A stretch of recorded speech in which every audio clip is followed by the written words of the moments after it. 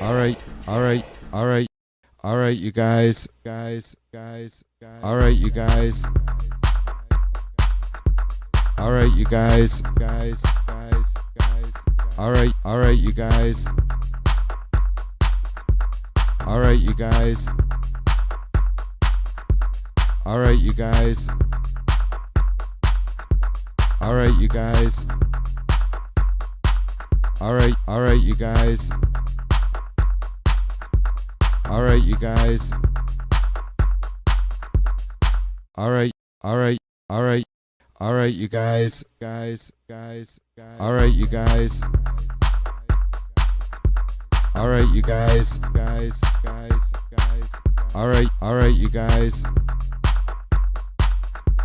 All right, you guys. All right, you guys. All right, all right, all right, all right, you guys. All right, you guys. All right, you guys. All right, you guys. All right, you guys. Test. All right, you guys. All right, you guys. All right, you guys. All right, you guys. All right, you guys.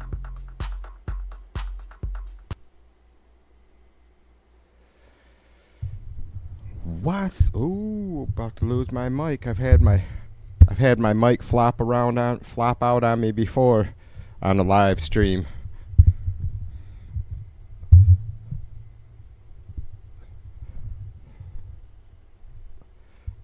All right, I think Laura was in here screwing with shit again. What's up, folks? James and Laura and Human and Darlene in the house. Cheers to you. Happy Live and Loud Sunday. We are live, and I'm not loud yet, but give me a minute.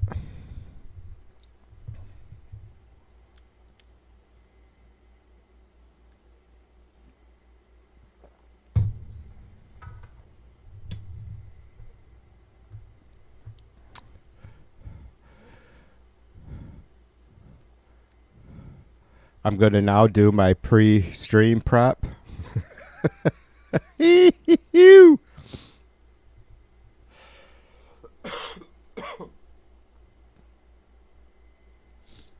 I'm going to be coughing and sneezing or sniffly because the heat's ridiculous, and in and out of the air conditioning and the heat, and you know.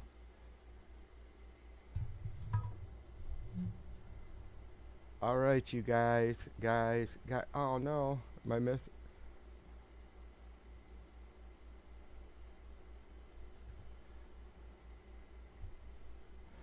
Let's bring this up a second.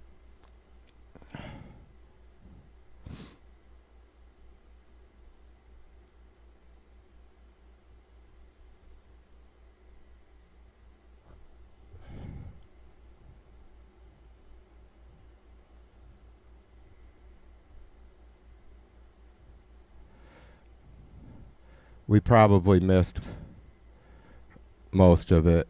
I wouldn't be surprised.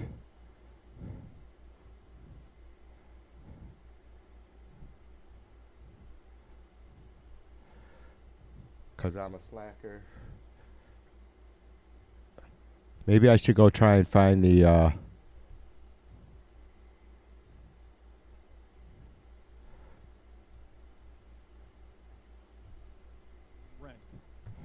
My mother's dream schedule was that for one day these. she would own her own home. She died young, and that dream was never fulfilled. And what I learned growing up in a working class family, I learned, and again, we were not terribly poor. We always ate and everything. But I learned about the stress that exist in a home where every day people are worried about money, and my mom and my dad would argue about this and that, and often it had to do with money.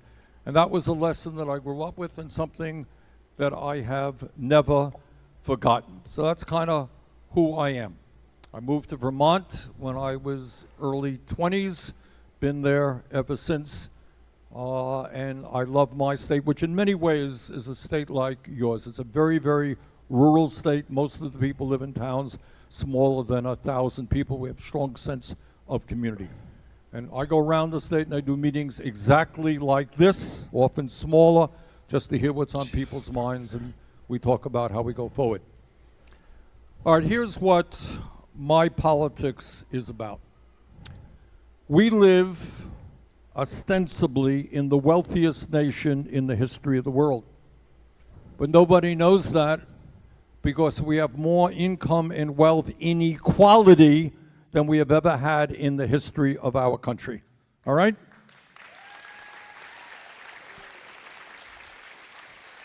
So what I'm going to talk about, and then I want to open it up, I'm going to ask you questions and you ask me questions.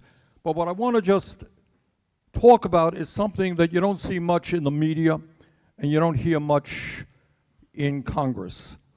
And that is, you are living in a country today where one person, Mr. Musk, owns more wealth than the bottom 52% of American households.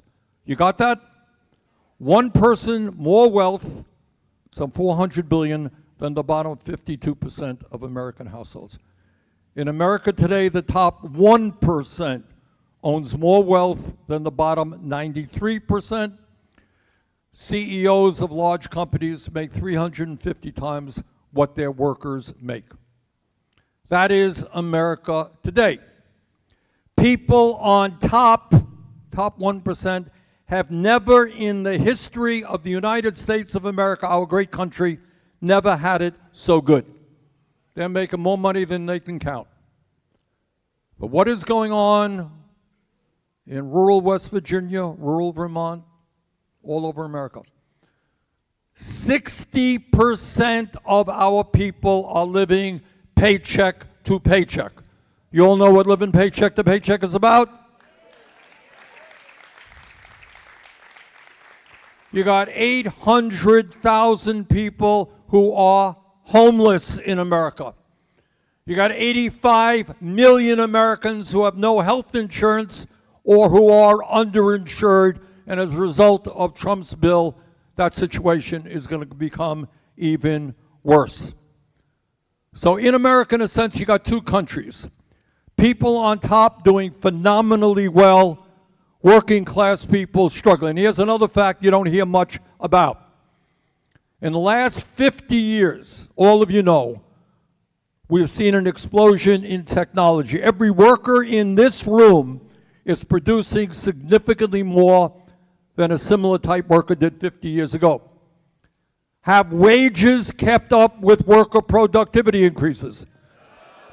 You got the right answer. It's a sad answer, but you're right. And here's an amazing fact, that over the last 50 years, real inflation accounted for weekly wages are lower today than they were 50 years ago. All right? During that period, there was a massive transfer of wealth. According to the Rand Corporation, not a particularly progressive group, $75 trillion in wealth was transferred from the bottom 90% to the top 1%. So what you have seen over the last many, many decades, way before Trump, people working longer and longer hours, struggling to put food on the table, in many cases seeing a decline in their standard of living, today worried that their kids, in many ways, are going to be worse off than they are, and almost all new income and wealth goes to the people on top. And then on top of all of that, it's not only income and wealth inequality. Anybody here think that the American healthcare system is working well? How many major countries on earth do not guarantee healthcare to all of their people as a human right? Anybody know? you're living in it. I live in northern Vermont, 50 miles away from the Canadian border. You get sick in Canada, you need a heart transplant, whatever it is, you end up in the hospital. You know what the bill is when you come out? Zero. And they end up spending much less per person than we do on health care.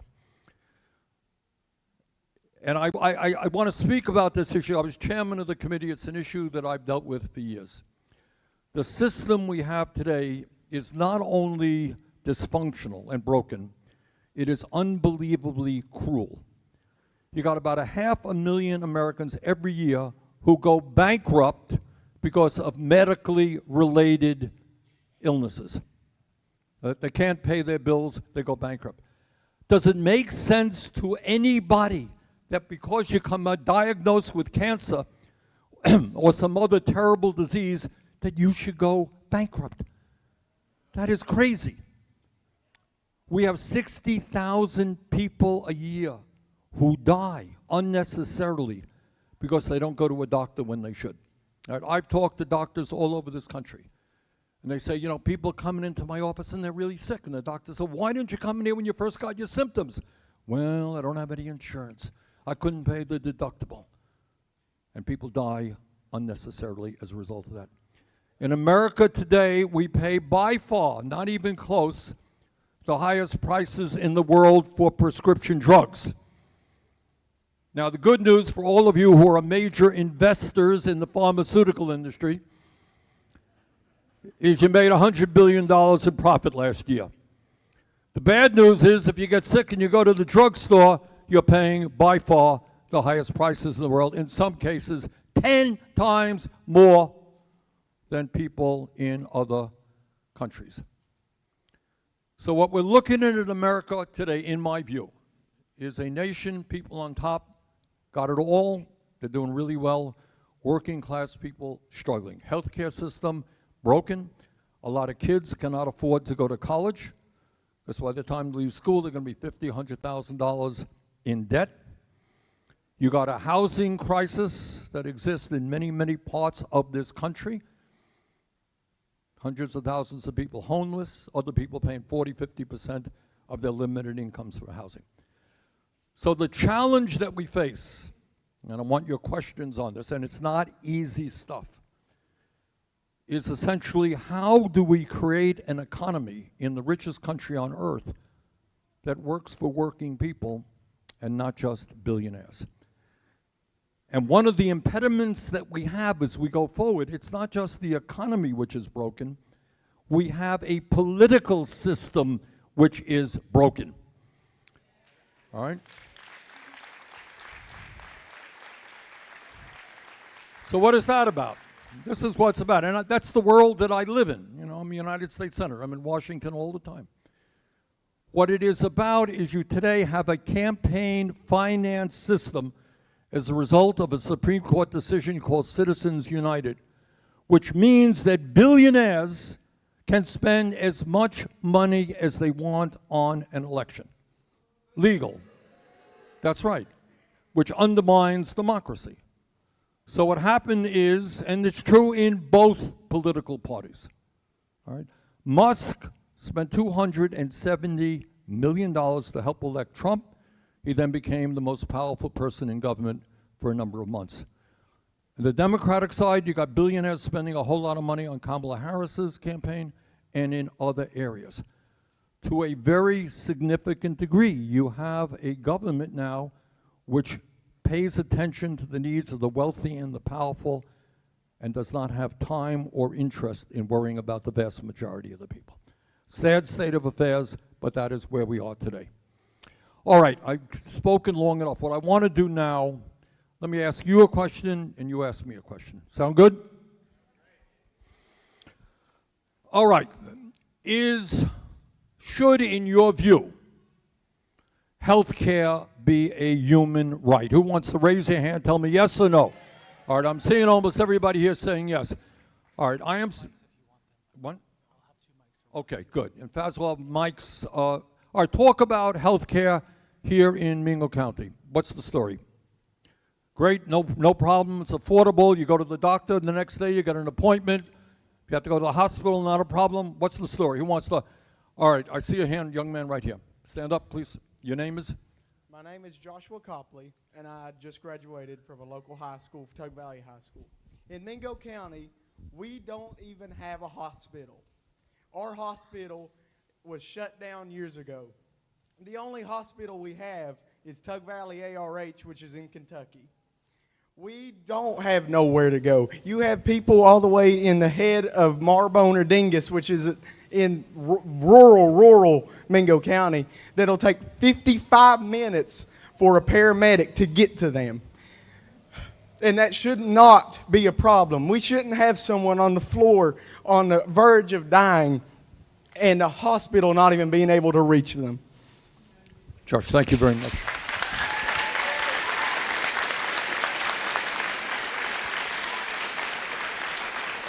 Okay, who else wants to comment on healthcare in Mingo? I see a hand woman right here. Please stand up.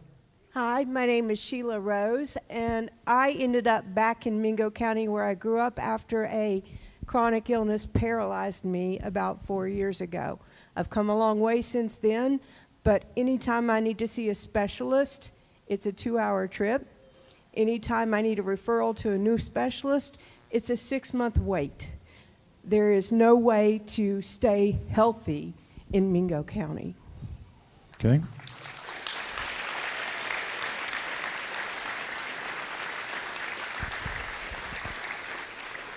Other thoughts on healthcare?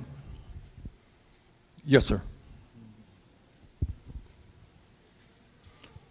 Hello, Senator Sanders. My name is London Donahoe, and my healthcare, it's all across West Virginia. It's an issue. I'm from Cabell County, and it's 2 counties over, and we are a large city for West Virginia, and still it is a struggle to find healthcare that you are insured with, and that find a place that you can actually go. I had a situation this week, and I tried to go to the dentist, and my dentist doesn't take my insurance, so we had to find a whole new dentist, which I was unfamiliar with, and then when I attempted to go there, we still had a struggle, even them finding our insurance, because even though they said the insurance would work, it did not work there as well. So no matter where you are in the state, it seems like it's a struggle, and I'm sure that's across the country, but it's just, as a young person, I want to live in a country and a world where you can have health care for free, or wherever. Thank you. All right, let me ask another question. I want you to think about this.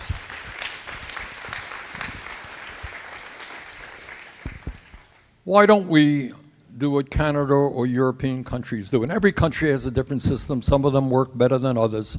But the basic premise of all of them is healthcare is a human right, and that people, regardless of their income, should be able to get care. Why don't we have that in America, do you think? All right. Money. All right. All right. All right. I've asked you a question. Who's got a question for me?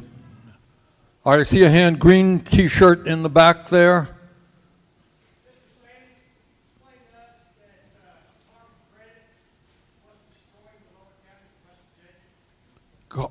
Carbon destroying them?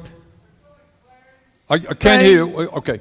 They're doing flaring for methane, and they're selling on Because the market out in dams won't make California it for carbon happen. credits.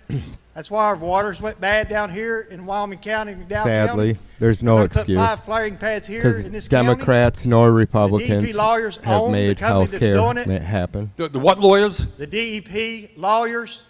DEP, This spell out DEP. state owns it. And now they're going to come in here after the rare earth minerals, and they are destroying our counties. They're destroying our water. I have been investigating this for 2 years.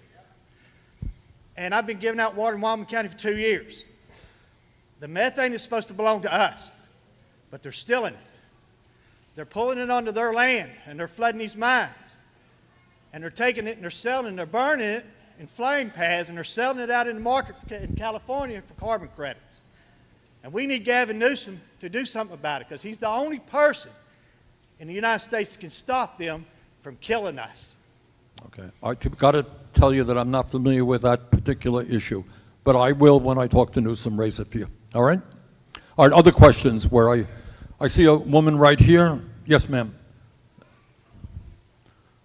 Well, here's the mic coming.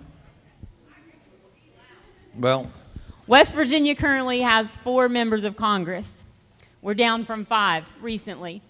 Not one of them is willing to come here and do what you're doing, so I want to say thank you.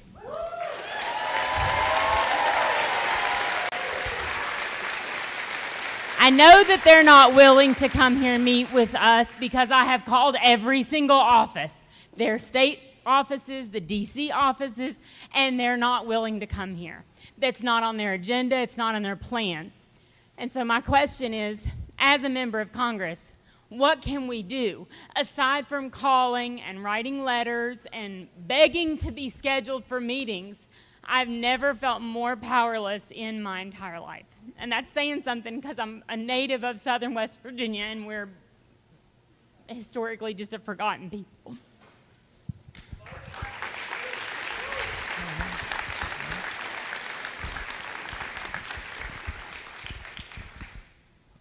the answer is not an easy answer.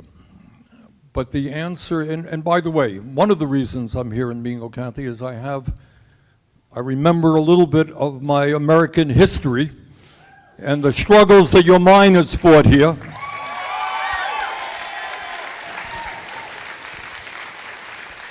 So they were fighting oligarchy way back when.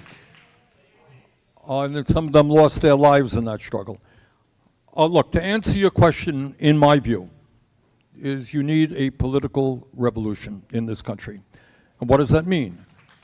It means that we need to start electing people who are accountable and from the working class rather than people who are busy raising money from billionaires. You can do things like, this is a great meeting, it's a great turnout. So you can have another one of these meetings, invite your congressperson, and say, by the way, if you don't show up, we're going to be nominating somebody to run against you.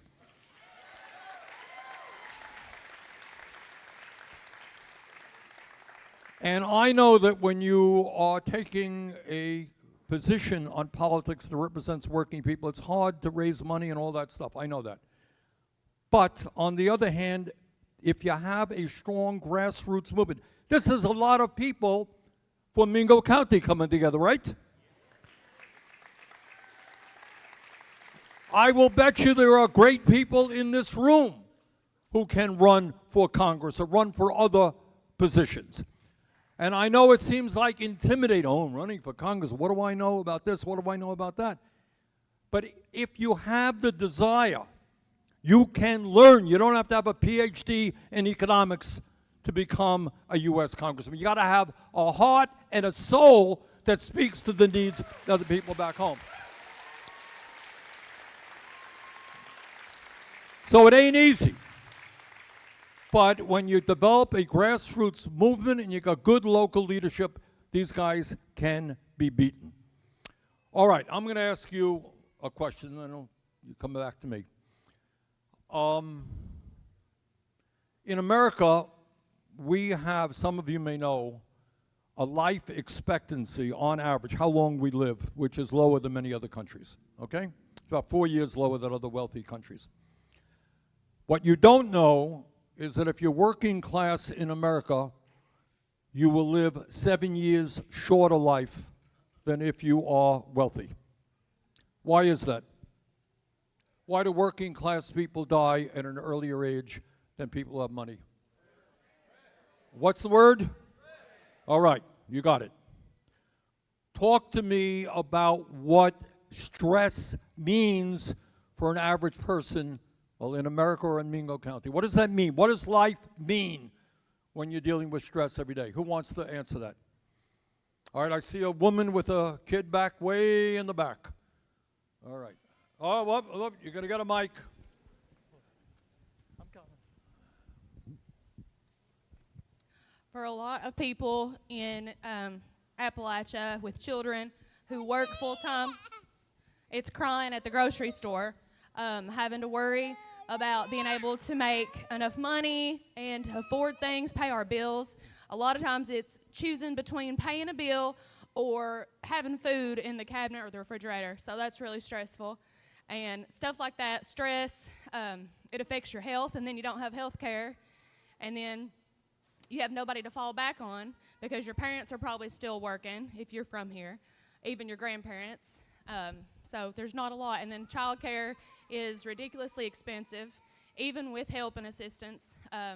So it's very stressful. Okay, thank you very much. All right. Who else wants to? That was fantastic. Thank you. Who else wants to look? I see a gentleman right here. Yep.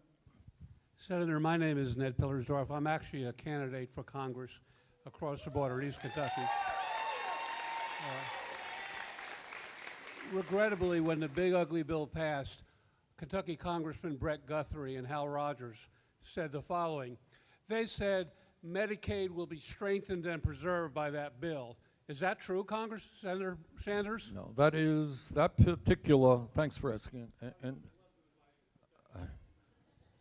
in my view, and I've been in Congress for a while, this bill is the worst and most dangerous piece of legislation passed in the modern history of America.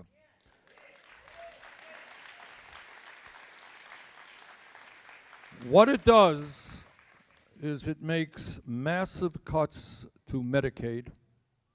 So if you think you got a healthcare crisis now, it will make it worse. There are estimates out there, credible estimates from organizations that study this thing, that some 15 million Americans are going to lose their health insurance.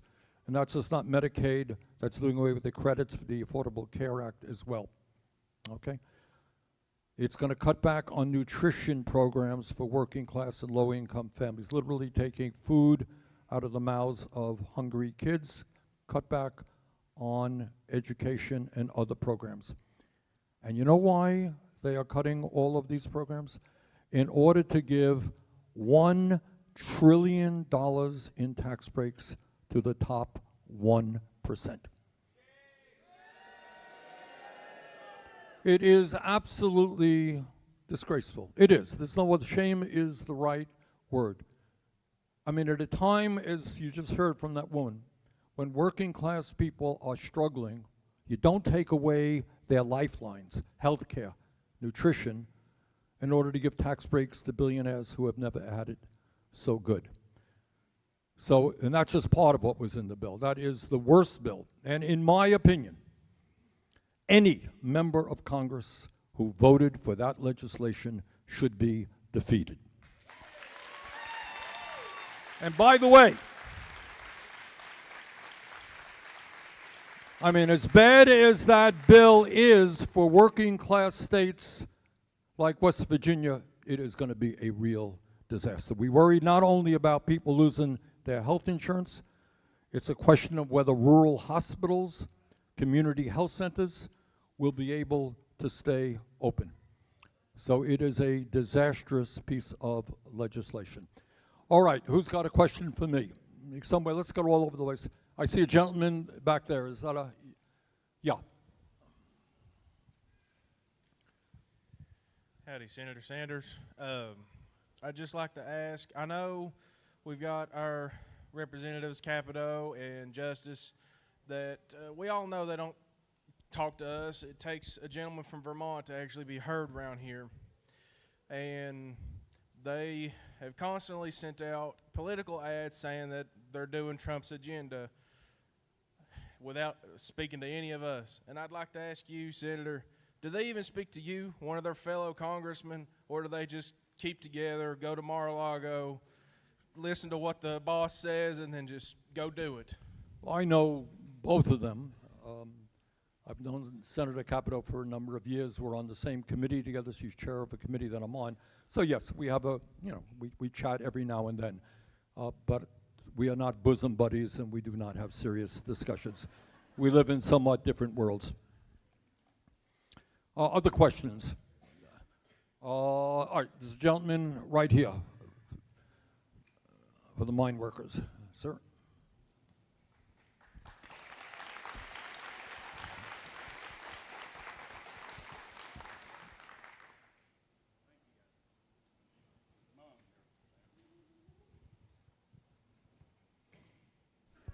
There you go. Thank you, guys. Thank you. Well, we talk about stress. Now, I'm a mine worker, generational mine worker. We built these towns.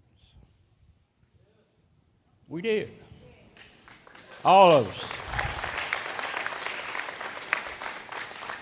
And I'm here not so much, well, for the mine workers, but for my dad, my generational family that's endured hardships. And I know something a little bit about organizing. Yeah. Yeah. Makes me kind of proud to look around the neighbors here. And several counties come here to visit, to see you. I've followed you, Senator Sanders, from Thom Hartmann's show. Way back when. And I followed you when you was also back in the primaries, and I supported you way back when. This is West by God, Virginia. And I have to say that I love what you're doing. I love how you present your presentations, from town to town. We've got 55 counties. I would love for you to visit all of them, which I know that's impossible, but I want you to know that I get a good feeling about the crowd here.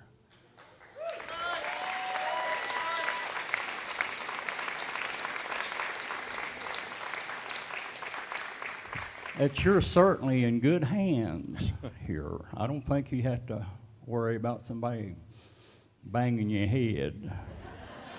Well, just in case we have a few police officers around that hour. But we do. And I know something about stress and health care. My buddy here can testify to that. We've had to literally go up and fight and present ourselves in a civil manner. Way back when, in the 1920s, it wasn't quite so civil. Right. But we got to respect those people, our ancestors from back then.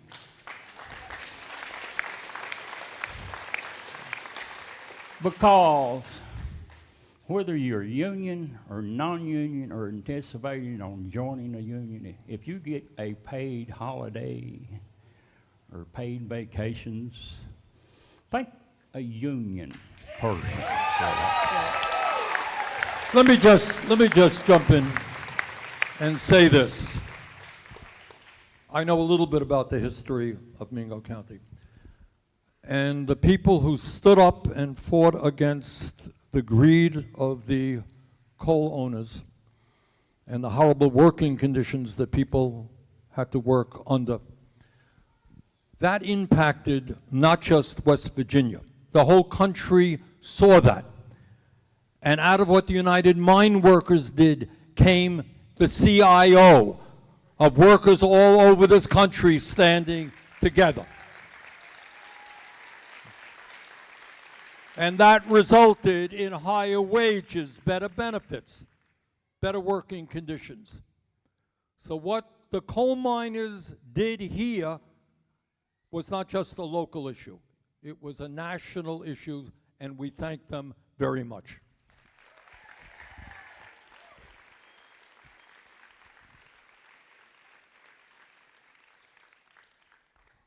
Okay, I see a hand over there, gentlemen. Well, before that, let me get to the young lady. I want some younger people here. All right, young lady with USA on her shirt here, right here. Okay, Faz is coming. Good afternoon, Senator Congress. I'm going to keep my question, Senator Congress. Not been called that before, all right. Senator Sanders. Anyways, I'm going to keep my question short. But as you know, West Virginia is one of the top ranking in lowest of education. And as we know, the Big Beautiful Bill has unfortunately passed cuts in the Department of Education. And me, myself, I'm a student at Marshall, and I want to know your opinion on how you think this is going to affect poverty rates and education in West Virginia as a whole. What's your name? Haley Harvey. Haley, come on up here. All right. Okay. Now, all right, I'm going to ask Haley a question. I'm going to ask it to you. Now, sometimes I am attacked by my opponents for being, quote unquote, far left, fringe, out of touch with where America is. Actually, much of what I talk about is exactly where America is. All right? So, Haley, I'm going to ask you, all right? Here we go. We are living, as you know, in a competitive global economy, correct? We're competing against countries all over the world. And in order to compete effectively, we need in Vermont and West Virginia a well-educated population, right? You are the future. Congratulations. You're the future of America. All right? We want you to do well. Is it a radical idea, do you all think, and Haley, you respond first, that we make in the United States of America public colleges, universities, and trade schools tuition free? Yes. I believe that education is the key to getting out of poverty. I feel like education is what makes us strong. And I feel like education should be just as accessible as healthcare. I mean, whether you're from West Virginia where education is low, I feel like that's where it's needed most. We need access to scholarships and resources that allow people to go to college and make better for themselves. And maybe one day, if we get the education up higher in West Virginia, that we could actually make a change.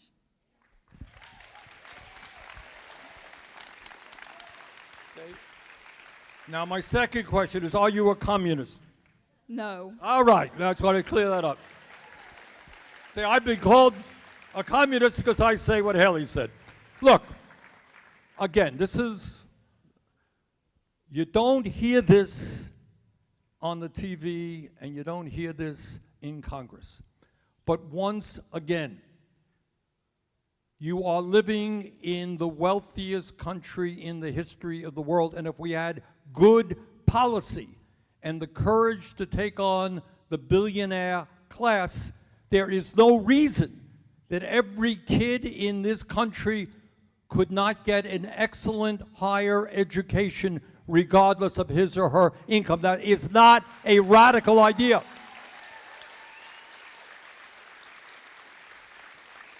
And I want you to think about, we've talked a little bit about education, we've talked a little bit about healthcare. Think in your own minds what it would mean to the people in this state, in my state, all over this country, if you did not have to worry about whether you could afford to go to a doctor or not. And if you had enough doctors and hospitals in your community. Think about how that would alleviate stress. Think about what it means, parents, if you knew your kids were getting the best education in the world and not having to worry about whether you could afford it or not. And I want to tell you something. Not only is this not some kind of utopian, idealistic vision, it makes sense. Haley hit the point on the head. You want to have a prosperous country, you need a well-educated country. I want her to get the best education. We want to invest in our kids. And it's not just college kids. I want the best and the brightest to become teachers in America. And they deserve to be paid decently. And every psychologist, child psychologist, will tell you that 0 through 4 are the most significant years of a human being's life in terms of intellectual and emotional development. I want the best child care system in the world. These are not radical ideas. Many of them already exist in other countries around the world. We are way behind, despite being richer. The problem is that these people on top are incredibly greedy. I'll tell you a story. I used to be the chairman of the Veterans Committee. I worked really hard on that. And I believe, as I think somebody here said, that people who put their lives on the line deserve the quality health care and other benefits that they earn.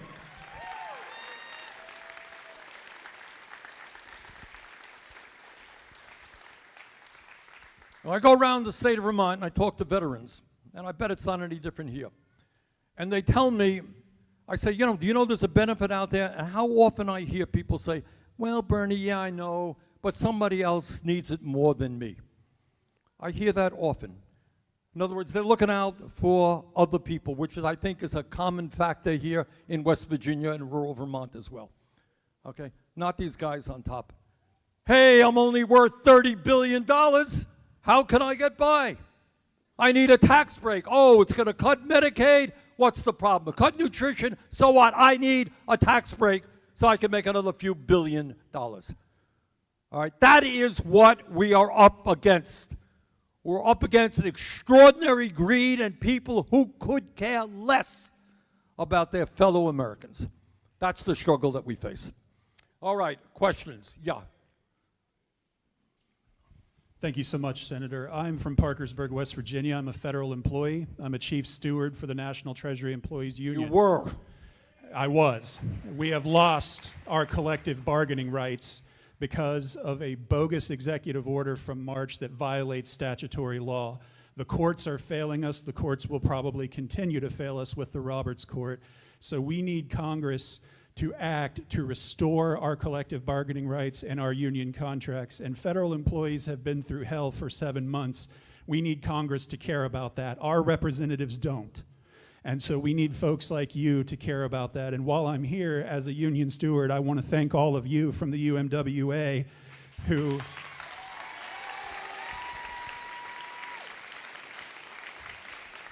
I'll just say the labor history down here shows how you deal with the billionaire class. Thank you. All right, what the gentleman is talking about, and he's raised the whole broad question. Musk contributes $270 million to Trump's campaign. Trump wins, Musk becomes the most important person in government. He goes all over the place, cutting back. They threatened to cut back 80,000 employees at the Veterans Administration. Well, we put pressure on them. Now I think they're down to 30,000, which is also a disaster. All right, they went after federal employees. Workers in America, the last that I heard, have the constitutional right to form a union, including federal employees. But this president who tells people in West Virginia, oh, he's for working people, they just did a couple of things. Not only did they lay off tens of thousands of federal employees, they destroyed arbitrarily and illegally the right of federal employees to have union representation. And the other thing they did, and again, I'm speaking to people who voted for Trump, working class people, union members. They have now neutered the National Labor Relations Board. And you know what that means? It means that if workers today are forming a union, and millions of workers want to do that, they really, if the employer objects to the votes, it'll be tied up forever because there's nobody at the NLRB who can make a decision. They did that on behalf of Jeff Bezos and Elon Musk. So thank you for your point, and yes, we're going to fight for federal employees, and thank you for what you're doing. Young lady right there. Yep.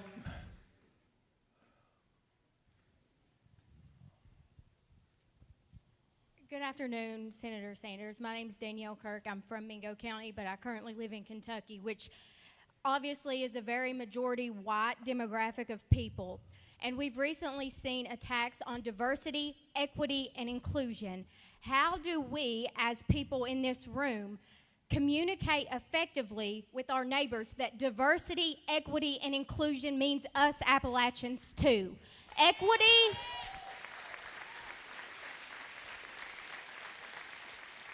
And as they've all mentioned here, our senators obviously don't really care. But these are conversations that's important for us to have. And I think that a lot of times we forget that equity and scholarships and grants and things like that that help us get to where the rest of the country is being lost in all of this Trump agenda that we're seeing right now. Okay. All right, you raised an issue. Okay. Your name, I'm sorry, yes? Danielle. Okay, Danielle raises a very, very important issue. All the questions are great questions. You're not going to hear my Republican colleagues come into West Virginia or any place else and say, vote for me because I gave $1 trillion in tax breaks to the rich 1%. I really would appreciate your support. That's not what they're going to talk about. What demagogues do, and Donald Trump is a demagogue, how do they gain power? Do they talk about throwing federal employees or breaking unions? That's not what they talk about. What they do is they try to divide us up. You see? So we don't talk about the health care crisis that exists not just in Mingo County, but in every state in the country. We don't talk about that. We make it worse. We don't talk about the housing crisis exists in West Virginia, Vermont, all over America. We don't talk about income and wealth inequality. We don't talk about education. What do we talk about? Our job is to hate people who are different than us. You got it? Let's spend all of our time hating people who are different than us. Nothing new. Sometimes in Europe, during the Hitler era, it was Jews, it's gays, it's gypsies. In this country, historically, it was blacks, Latinos, you name it. And now we're supposed to hate. Let's all get together and hate undocumented people who, by the way, are doing some of the most difficult, underpaid work in America. All right? But let's hate them. Let's all come together and hate them so that we don't have to focus on the bloody billionaires whose greed is destroying America. So that's what that whole business is about. It's an effort to split us up, to tell white working class people that blacks get more than they do. Really? Well, what about making higher education available to all black and white and Latino, all Americans?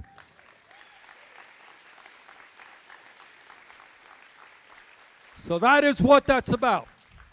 And it's exactly what demagogues do, not only in the United States. Trump didn't invent this. This is what they do all over the world and have historically done. And that's why the rich get richer. They have us fighting with each other. Black people are struggling. Latino people are struggling. We bring our people together, not allow them to divide us up. All right, I see a gentleman back there.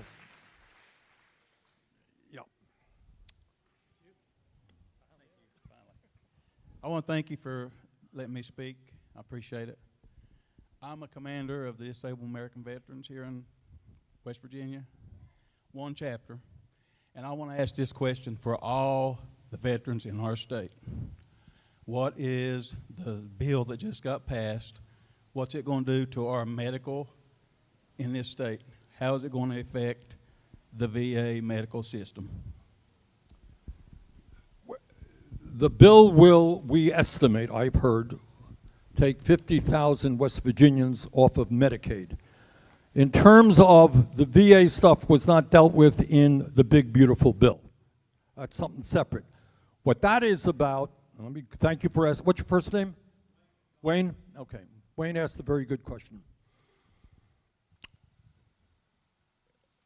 What Musk and his friends originally wanted to do was to lay off 80,000 workers at the Veterans Administration. Can you guess, Wayne, what that will mean to health care for veterans in this country? It'll be a disaster, okay? We pushed back. I was on the phone with the heads of the Legion, the DAV, the VFW. I talked to them all. I think they pushed back. So instead of 80,000, they're now talking about laying off 30,000. which will be a bad situation. In my view, now, why does Musk and others talk about privatization and going after the VA? Who has an idea as to why? Wayne, what do you think? Money. What do they want eventually? Do you think they like the VA? You got it. Wayne hit the nail on the head. These guys want to make money off the air you breathe, the water you drink, everything.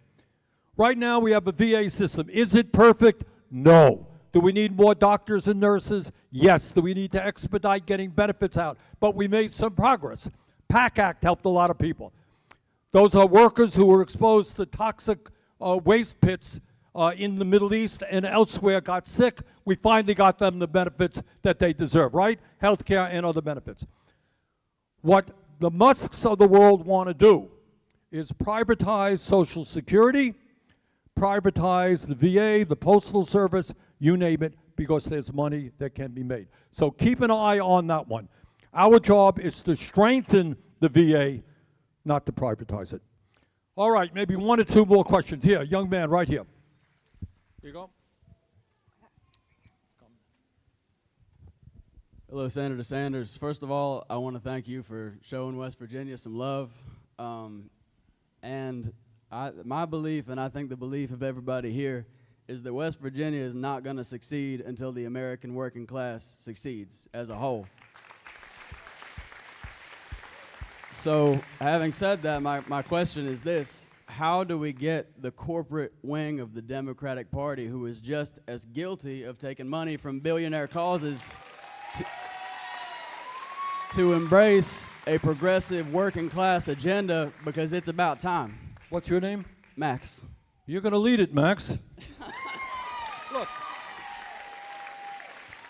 Max is absolutely right. I am here in Mingo County and proud to tell you I'm the longest serving independent in the history of the United States Congress. All right? All right? I caucus with the Democrats because they're better than the Republicans. But you're absolutely right. Anyone here thinks that the Democratic Party has not been significantly captured, and there are a lot of good people. I don't want to say this is true of everybody, because it's not. But if the leadership has not been captured by that same bloody billionaire class, you'd be wrong. They have. And what we've got to do, you can do one of two things. Number one, you can simply move to take over the Democratic Party. All right? It ain't as hard as it looks like. They're not. That means coming to meetings. Take it over. Run your own candidates. Okay? You know, somehow you think, I got to impress upon people. You know, I was elected mayor of Burlington, Vermont, the largest city in Vermont, in the early 80s. I didn't know a bloody thing about how to run a municipality. But I wanted to learn, and I'm not dumb. You can run for office, learn. You can do it. You can do it. So that is the main thing. This state was once one of the strongest Democratic states in the country. And I think people gave up on the Democratic Party because the Democratic Party gave up on them.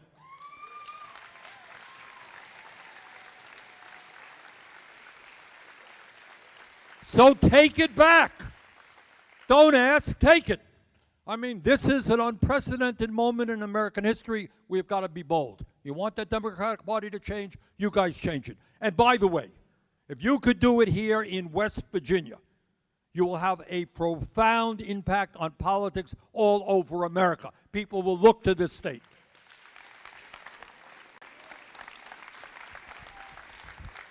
All right, I'm going to get going. I got to get going, but this has been a great meeting, and I do feel very comfortable here in West Virginia. And it's very much like Vermont. We want you to come up and visit us. So let me end the way I began. There are people who want to divide us up, maybe racially. There are people who want to divide us up, blue state, red state. Let's not accept that for a moment. Every one of us is an American. We are proud of this country. We want to do everything we can to address its serious crises. Thank you all very much.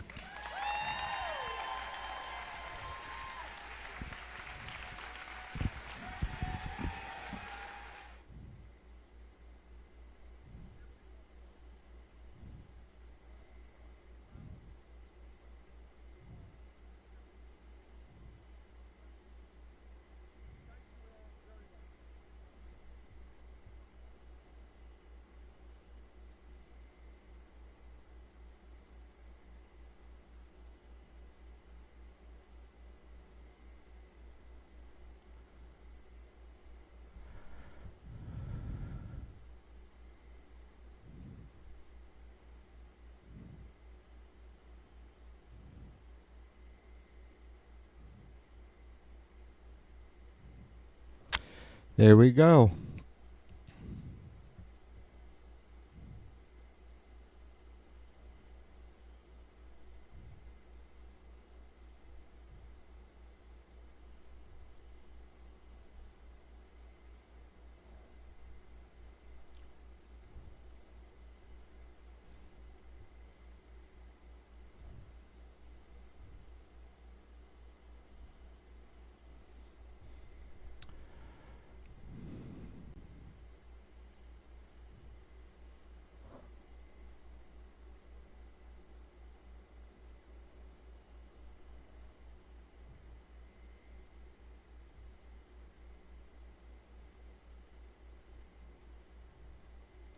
All right.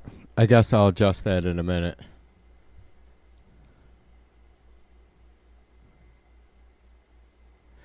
Yeah, that was a nice surprise. I didn't know that he had one of his Fight the Oligarchy rallies going on. I just was setting up to fucking run my gob, you know, and I was getting ready to look for a clip that I have loaded up for you guys, and I seen it, so I'm like, all right, we'll play this. I must have just caught him right before he got on stage, or right when he got on stage, I guess. You guys rock.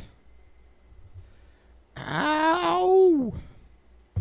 Yeah, he's really inspiring. I had a moment, again, it's like every time I've streamed a few of those rallies, half a dozen. It hurts a little bit knowing that we missed an opportunity with Bernie, for sure. It hurts a lot a bit, really. I think it was Bill that said, you know, if we had elected Bernie, he'd be on his, he'd be into the first year of his second term right now.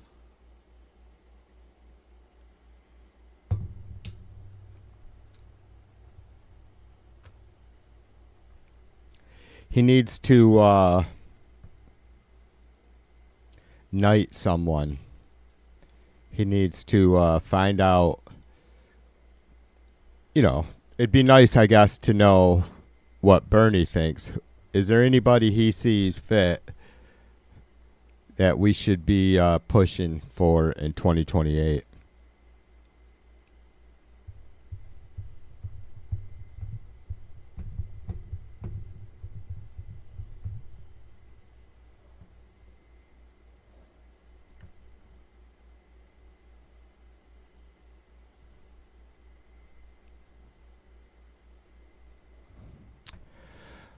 All right, let me get this straightened around a minute, you guys. I have a quick clip.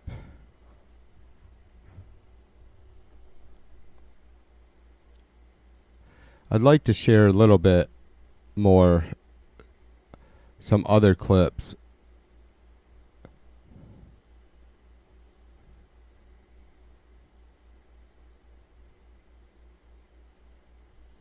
From the insane ICE raids, but okay, I have the volume cranked. You're gonna have to listen close though. So there was ICE arrest on the streets, and some of the streamers that were, you know, around watching, asking these unidentified thugs with masks on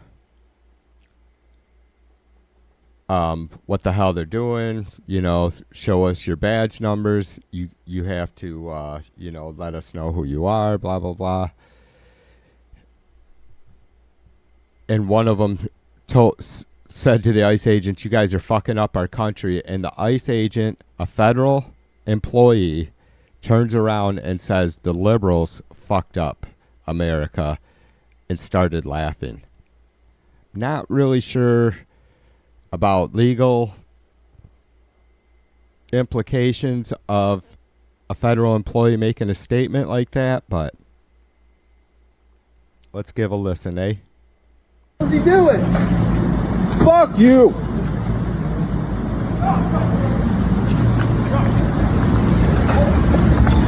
Fuck, you alright, dude? No. Hey, pull Chris off. Pull Chris off. Fuck this. Hey, yo, stop. Back the fuck up. Yo, get the fuck out of this city. Get out of the city, bro. Get out of our city. Choke yourself out. We're right here, man. Hold on. Turn it.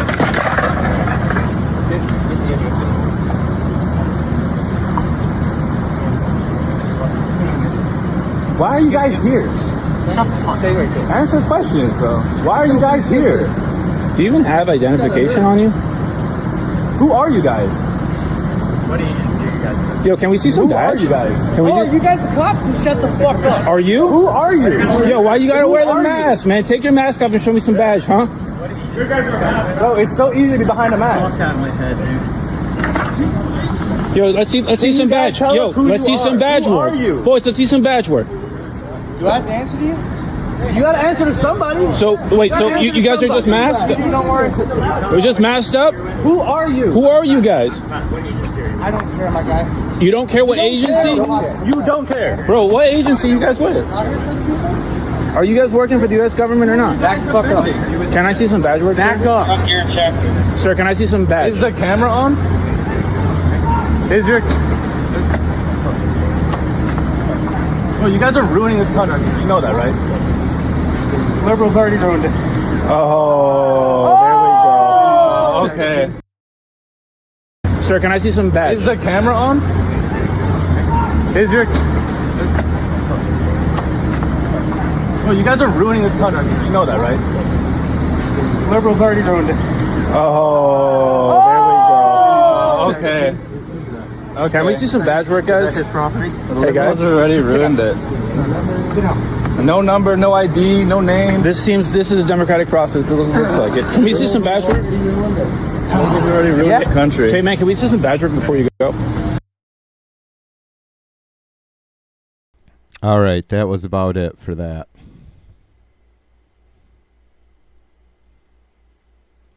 Yeah, I know. I always share the stuff that makes the blood boil. I don't see how we aren't in a police state. I mean, do we need to look up what the definition of a police state is?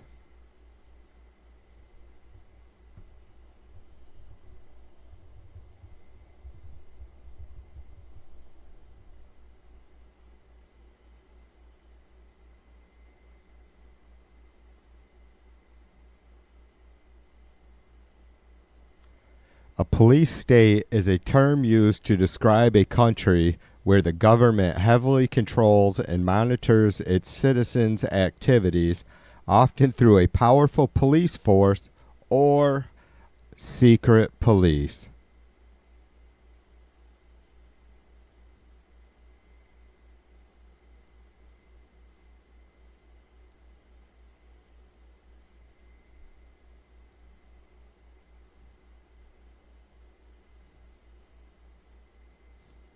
Excessive police power. A national police force, often with secret police units, plays a central role in maintaining order and suppressing dissent. I mean, that just pretty much, could there possibly be any better description of what we just watched than what I just read?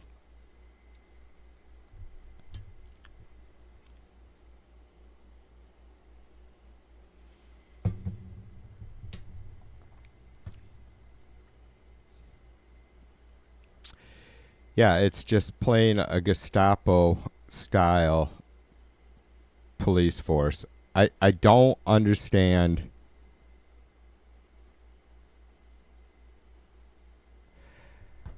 Look, we know that there's would be backlash against these federal officers if their identity got out, and I'm sure some will. I don't know what to say about that. I don't encourage violence on these folks at all. But, we've always maintained a transparent police force, civilian police force. Like, again, I do not know what the laws are. I've already taken notes to make sure I look and see what our Constitution says about, or any relevant laws about having to be transparent with, the identity of law enforcement.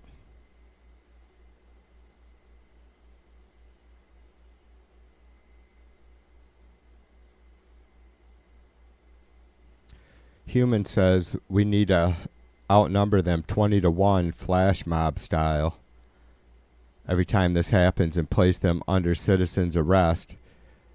At the very least, they'd have to ID themselves, would win that court case. Yeah, well, I mean, there's been some scuffles in front of that ICE facility there in LA, and I'm with you on that. I don't know how we're going to avoid things getting physical, right? Like, if we're going to stand up, if we're going to defend our country, our Constitution, ourselves, our rights, each other's rights, I'm pretty sure we can't let these people just run the streets in masks, in blacked out vehicles, you know what I mean? And no ID, no nothing indicating what department or agency they work for. Yeah, I agree. I'm with you 100%, brother. Human says they started it. For sure. It's just fucking stupid because none of us want people taxing our system or being here, illegally and committing crimes.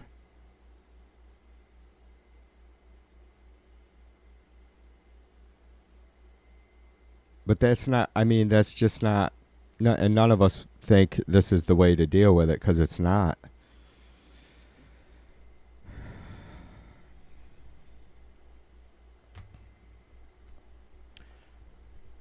So how about the Alaska thing? I think I watched, it was like a 1 minute, 2 second clip or something like that. I don't know how much they actual video footage there is out there of them two sitting on the stage together and yapping for the reporters, but I just seen their little exchange at the very end of it there.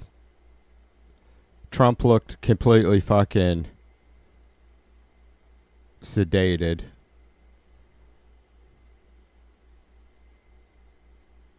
Somebody said Vladdy was probably loaded, who knows? It's just, God, it's such a joke. Can you imagine the plane ride back home with Putin and his henchmen? Like, we know that Trump's a clown and he's laughable, but sadly, there's a really fucking sick and disturbing reality that we have to deal with Trump. Putin, he's just fucking having fun with him. Seriously. Like one of those fucking punching clowns that stands back up every time you hit it.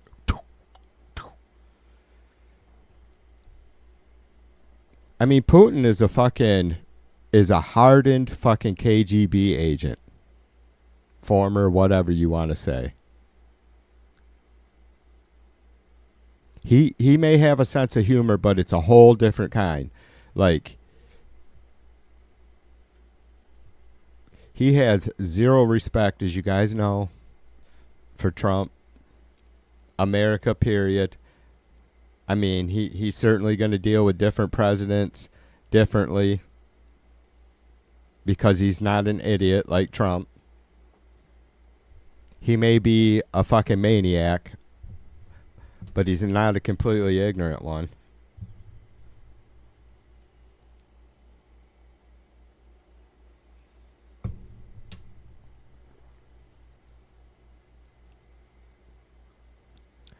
Yeah, I'm surprised that I think a few of us are surprised that we haven't seen more aggressive demonstrations or just larger crowds on, every weekend, right? Or weekdays or pop-up protests.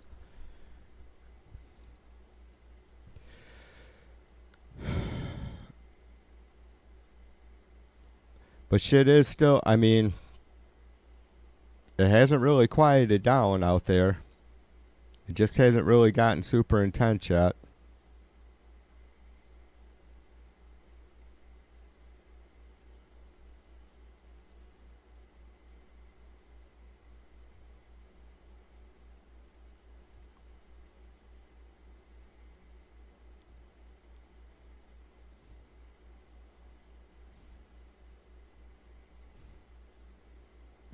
James says, "Do you see the guy that worked for the DOJ crime division, threw a sandwich at a federal agent? Bondi searched his house and took a waffle maker into custody for aiding and abetting." Yeah, it was assault with a deadly weapon, James. Bill says we need to fuck up their vehicles when they're on the streets. Tasking a vendor or Home Depot job seekers. No comment from Depot or Costco about these raids. Yeah, I wondered about that too, Bill. Like why these companies can't make some sort of fucking statement, however carefully worded. Yeah, Jay says Vladdy was smiling. Trump wasn't. Who's the bottom?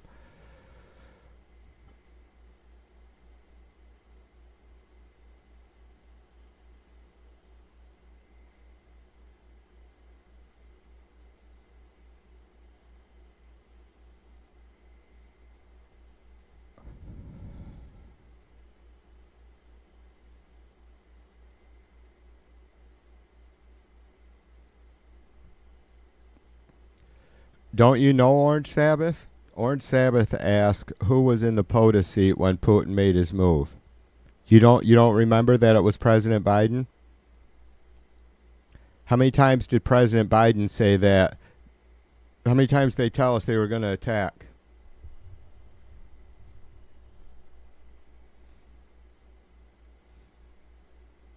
Orange Sabbath, do you know all the secret intel that was going back and forth between the U.S., NATO, and Ukraine before Russia invaded Ukraine? Orange Sabbath, are you suggesting that the President of the United States, and I'm guessing that you think we should not be the world's police, right? And you can correct me on that. But I'm shocked, with or without my assumption, that you think the President of the United States is responsible for someone like Vladimir Putin, someone who will be a big name in world history books forever and ever.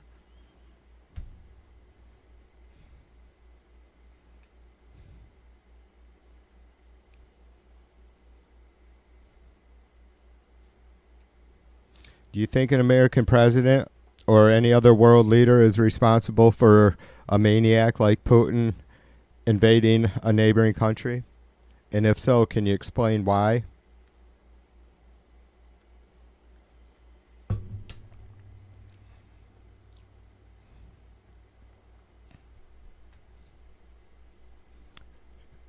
Orange Sabbath, we like to give people a shot here, but only real rule, I guess, is no disinformation, and you can leave out the misogyny, homophobia, sexism.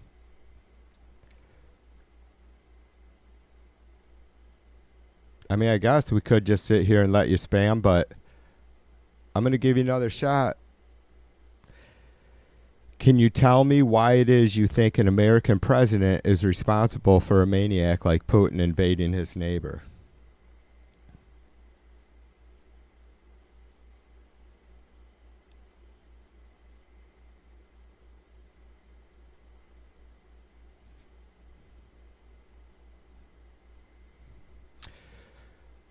Orange Sabbath, there was. We've always had some sort of aid packages for Ukraine for some time now.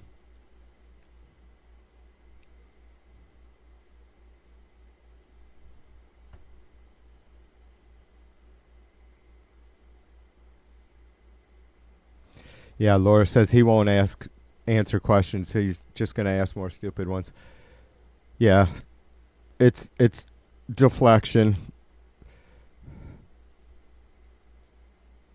All right, Orange Sabbath, are you sure you don't want to answer me before I ban you? I mean, what's the point? You're not really adding anything to the chat or the world, society.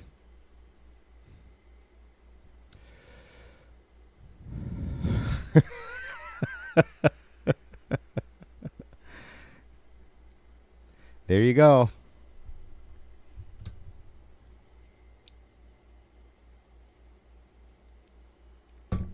Nobody can say that we don't give these folks a chance. It's not a fucking clown show over here. We don't take ourselves so fucking serious that people can't fucking have an opinion or make a smart ass remark.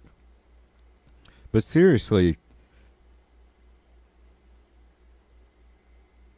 I mean, I don't know how many posts you posted there, Orange Sabbath, 4 or 5?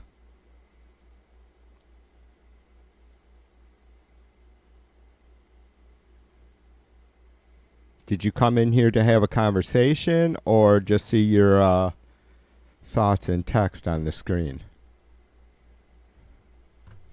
Man, I so own those guys over in TV's chat.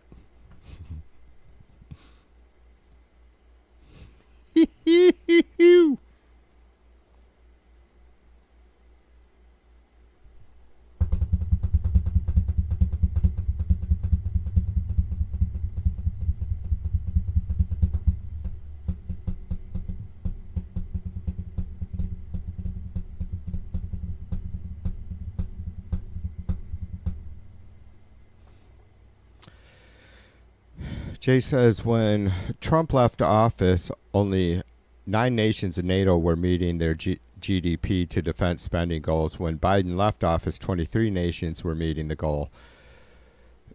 Human says maggots have told me lying is genius 5D chess, not in those exact words, but yeah, he tricked the stock market with tariffs.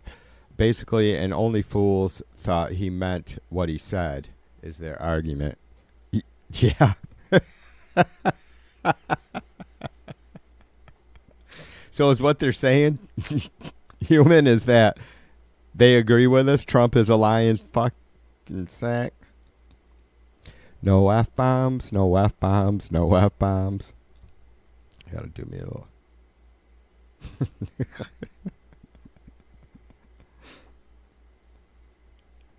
Yeah, that's a tough one, isn't it, Human? Like, so how do we know when he's kidding and when he isn't?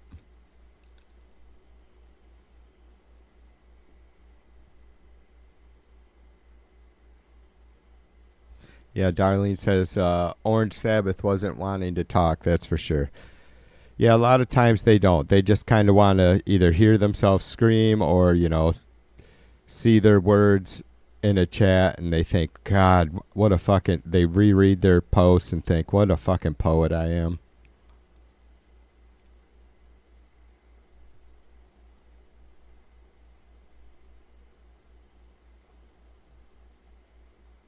Mel says he has all these terribly smart people and then all the terrible people who are idiots.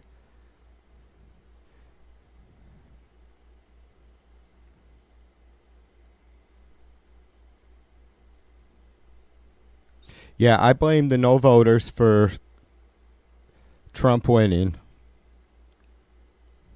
I mean, what good blame does, you know what I mean? The reason, the cause, is because Harris didn't get enough votes. And, well, it's, you know, whatever. go out and vote, you guys. That's all you got to do. Maybe it takes a lot longer where you're at than here, so I can't really say much about that. I think I left my house, went down to the VFW, and was back in like 35 minutes. Pretty quick.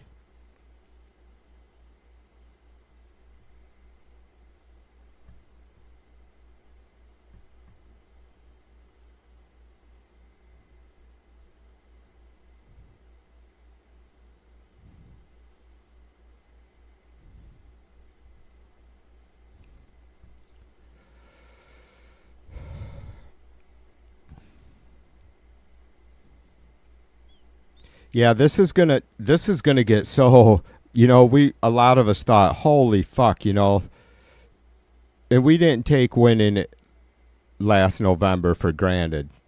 I don't think any of us did. I mean, I think maybe that's why I didn't take the loss so hard or that, I gathered myself, and I hope you guys did. I didn't see too many issues amongst liberals losing their shit. Just a couple people I was disappointed with, but anybody that wasn't fooling themselves knew it was going to be a tough race.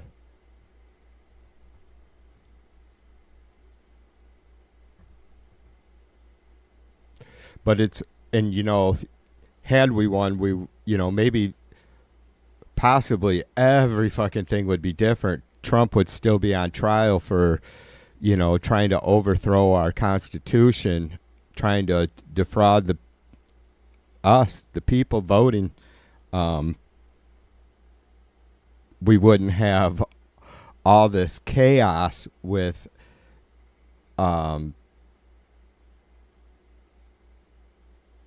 fundamental institutions and,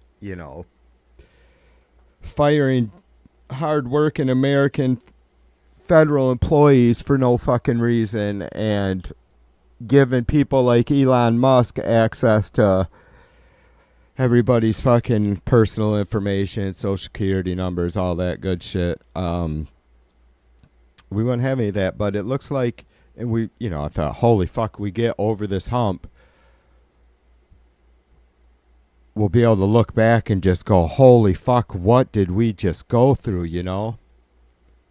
And now here we are, and it's going to get even, we could have never predicted. And I don't know how much, if I say that, somebody's going to go, bullshit TV, Trump's a fucking cocksucker out in public for fucking decades. We knew what he was going to do. Well, certainly with Agenda 2025, we knew what he was going to do. Their Project 20, whatever the fuck it is. So here we are with a whole lot of fucking intense, like the next couple, it's just going to be crazy from now till 2028. I mean, Trump's health is, it's pretty rational to question whether he'll live through his term or not, just because of health-wise, right? We know what a dirty bastard and, outlier Vance is, because he never accomplished anything on his own until Thiel bought his win there in Ohio.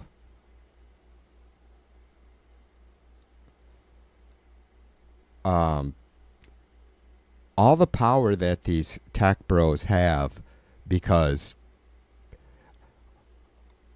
our whole fucking life is ran by these fucking algorithms, programs, and I mean not just our personal lives, right? Like our infrastructure.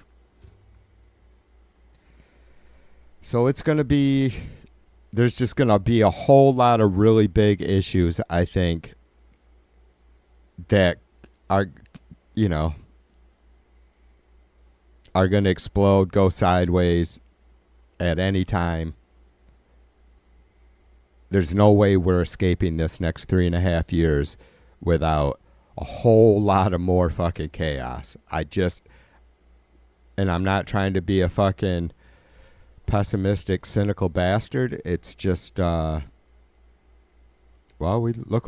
think if we keep denying what a fucking maniac Trump is, that's certainly not going to help, right? Not that we have been denying that, but.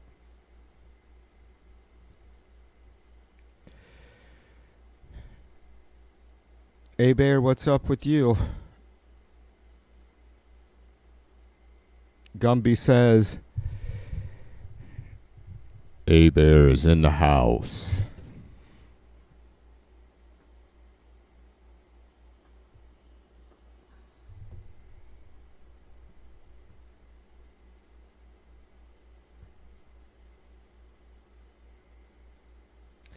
Jay says we got upgrades. Ukraine got a fighting chance.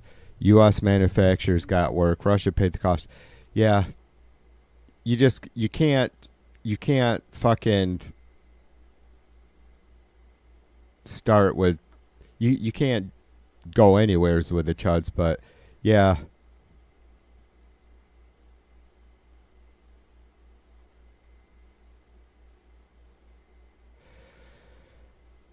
Simple common sense look at things doesn't work for the chuds, Jay, as you know.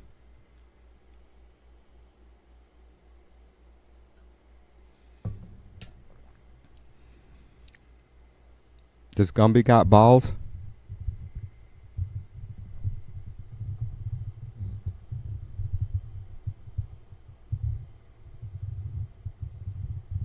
He's got a fucking G-string on, though, Laura. That's how I held him up there with a fucking black bag tie. Because I don't give a fuck. I just wanted him up there.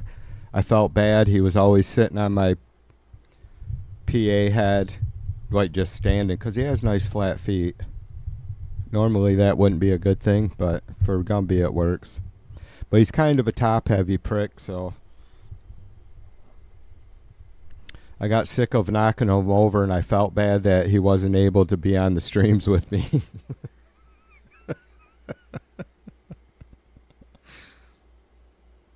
He does have eyeballs. Oh, is that what you said was eyeballs? I just read balls. No, it says Gumby's balls finally dropped.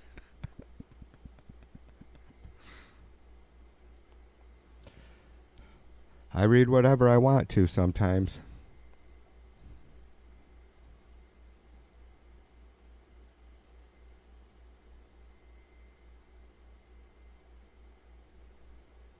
How many votes we got here? 16 votes. I ask if President Zelensky will announce a peace deal has been reached tomorrow at his on his visit to D.C., which we can talk about here in a few minutes too, if you guys want. I need to do a BRB though, and make another cocky tail. God, Jay. Is all I got to do is put up the BMI music rights or whatever? Like, go find the official video for any song. Will that save me? Because when I was watching your, I don't know, it might have been his box or the box or whatever it is. I'm not sure or the reggae tune. I don't know. Sailing on the ocean. I slaughter it next to Jay. But I seen that you had put in the description the information for that. Because, yeah, every time I fucking share a song of yours or play anything, I have to fucking go back and mute it the next day. Which, it's not a big deal. It's just, especially like with your music, or if I share anybody else's, I'd like to be able to have it stay up. All right, you guys. Hey, you guys. I appreciate you all hanging out with me. I got a little bit more gas left in the tank, so like I said, I'm going to do a BRB and ask the hound dogs what the fuck they're doing down there, and come back and yap a little bit more. I did want to talk about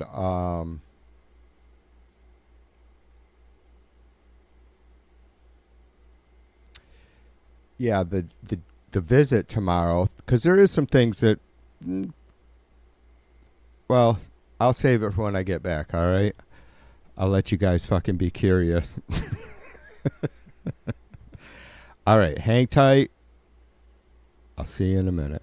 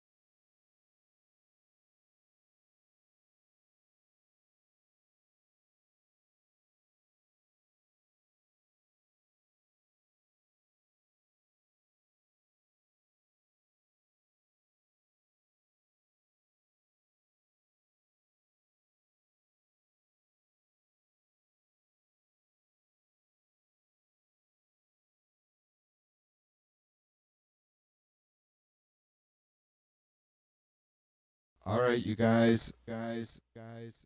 All right, you guys. All right, you guys. All right, you guys. All right, you guys. All right, you guys. All right, you guys. All right, you guys. All right, you guys. All right, you guys.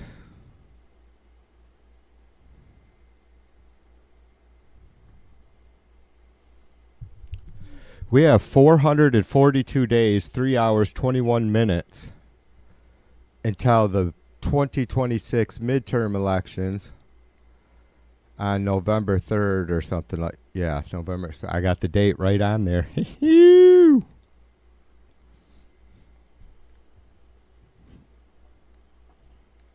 Everything's fucking bass backwards on my screen.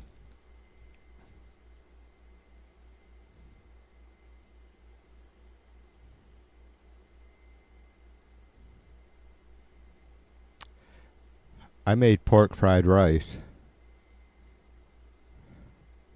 It was an on-the-fly decision because Mrs. V made some fucking monster thick boneless pork chops the other night. Friday night, I guess it must have been. And I still had one whole one left.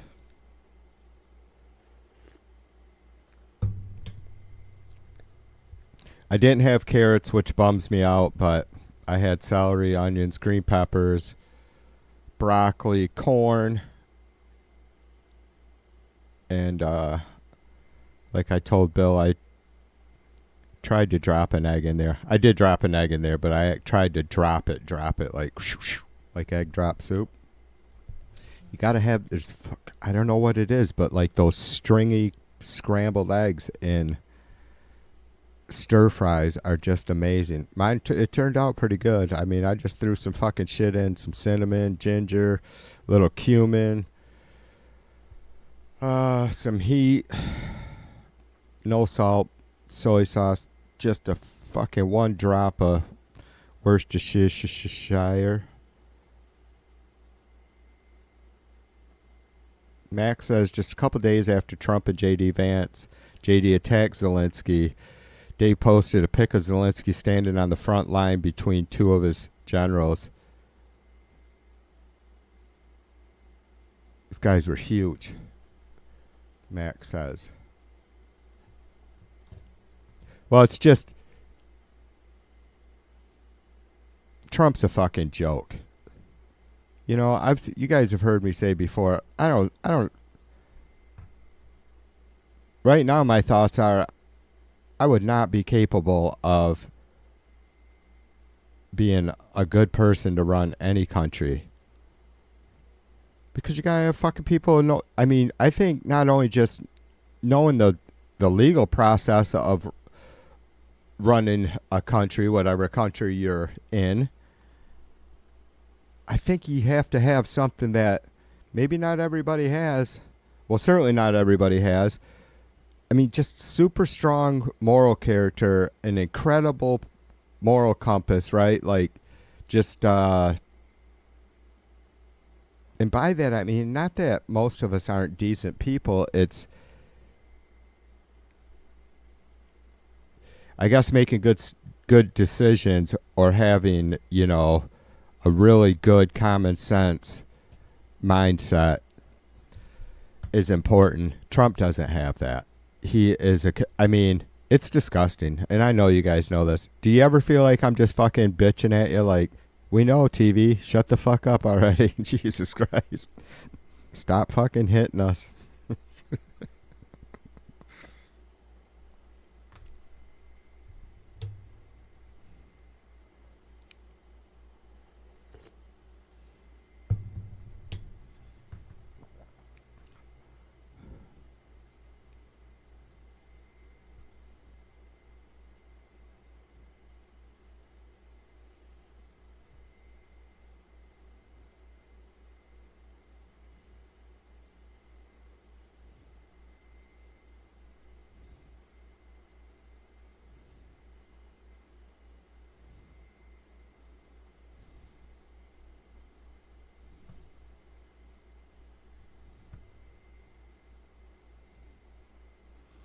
Jay says we had a 38% increase in fruit and vegetable prices in the month of July. Normally prices drop with early harvest in the summer, right? 38% increase.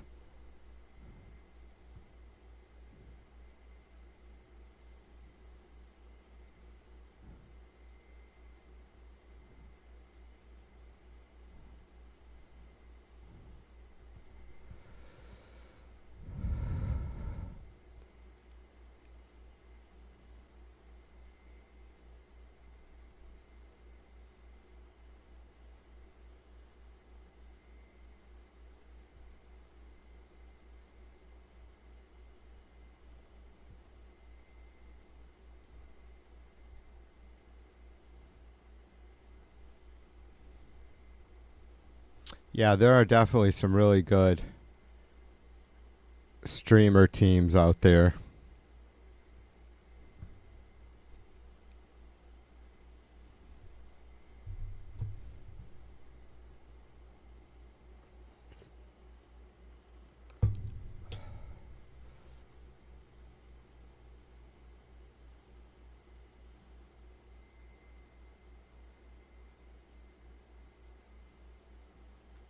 Human says Feed and Jumeirah has become a line in the spreadsheet instead of falling in the other category.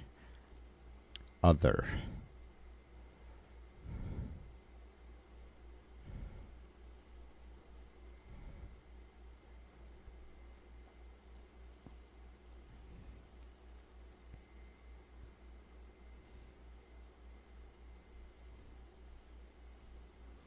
Yeah, I feel you, Human. I looked it up a couple weeks ago, looked it up again today.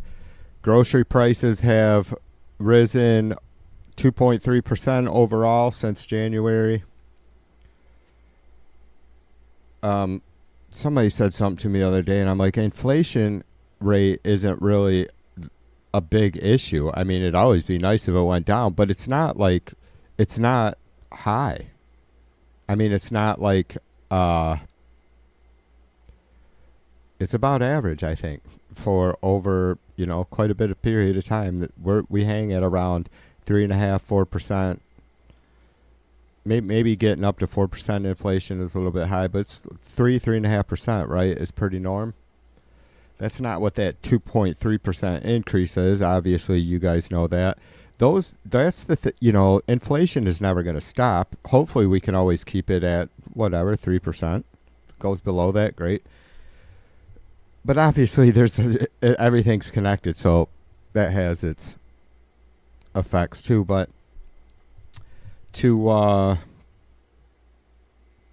these prices are never coming down. You know what I mean? When all this shit got going crazy, I mentioned to you guys about around 2004, 2005 was the only time that I recall actually because we were full in on a big old family at home at that 20 years ago,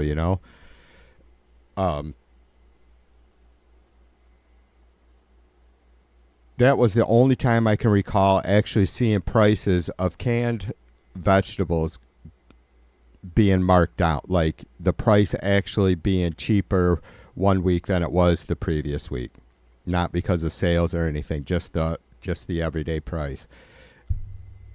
It's got to be, like I said, that's the only time I can remember in my adult life having to feed myself and family that I actually seen the price of shit like a huge, not everything obviously, but that's not going to happen this time.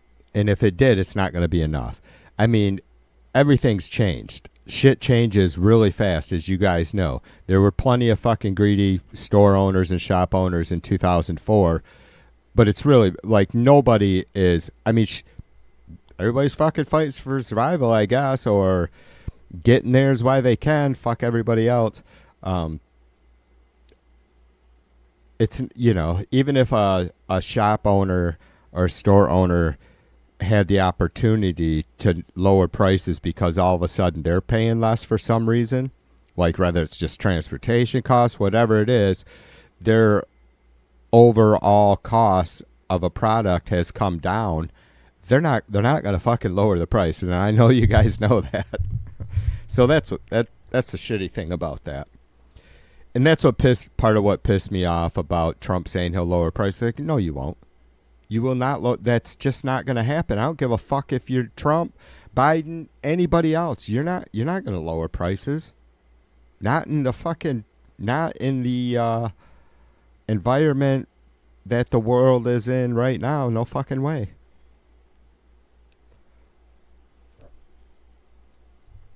Patty Whackers, what up?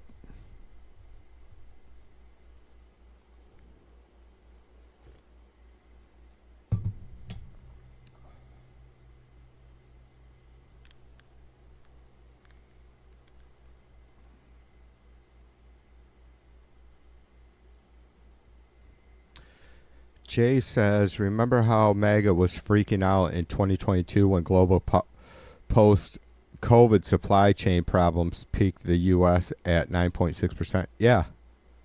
Yep.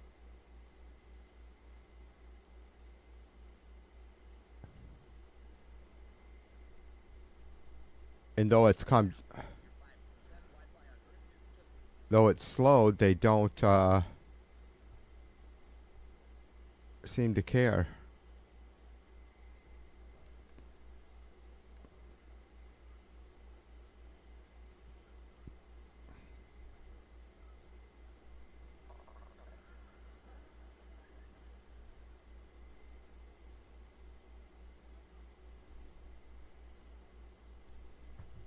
Thanks, Miles. I'll check that out.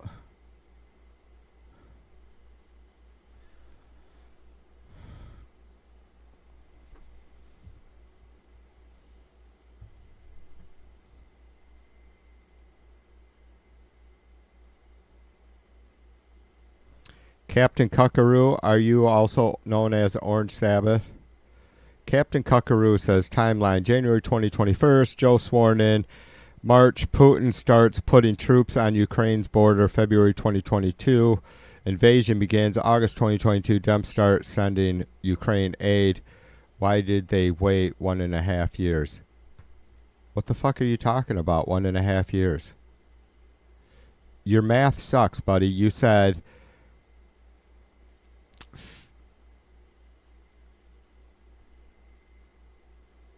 January 2021, Joe sworn in. March, I guess, of 2021, because you didn't put a year after that. Putin starts putting troops on Ukraine's border. February 2022, the invasion begins. August 2022, Dem start sending Ukraine aid. Why did they wait 1.5 years? Captain Kangaroo, are you worried?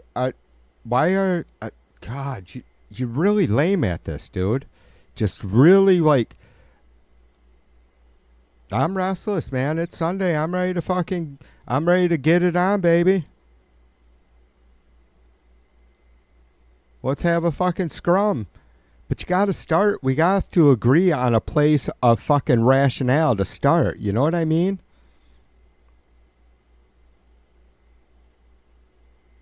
Are you upset that Trump isn't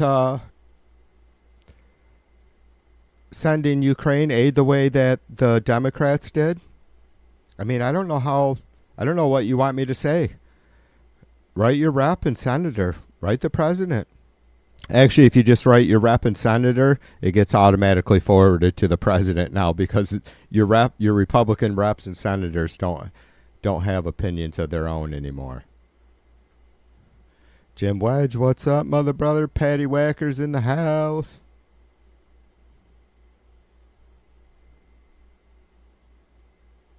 All right, I guess Captain Cuckaroo was another.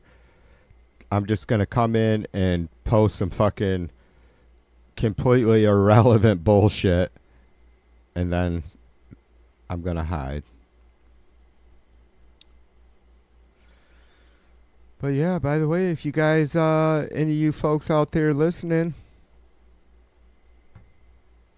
come in and say hi. You will have to subscribe first, but that's all right.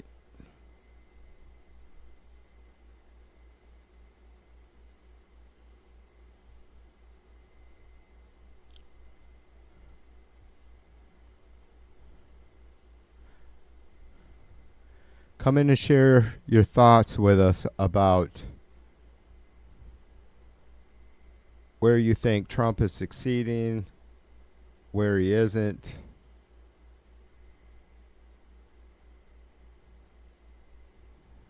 All that good stuff.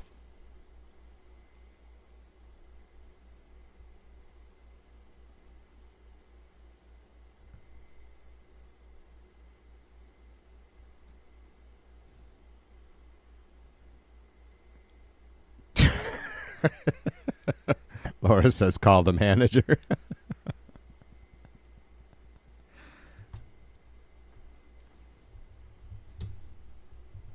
Yeah, I don't get it. I mean,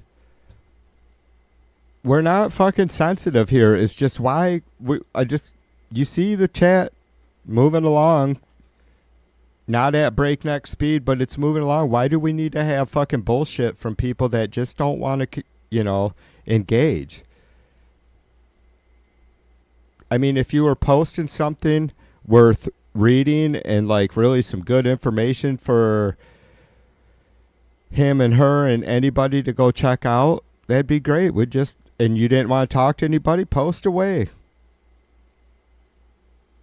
I mean, Orange Kakaru or whatever the fuck his name is,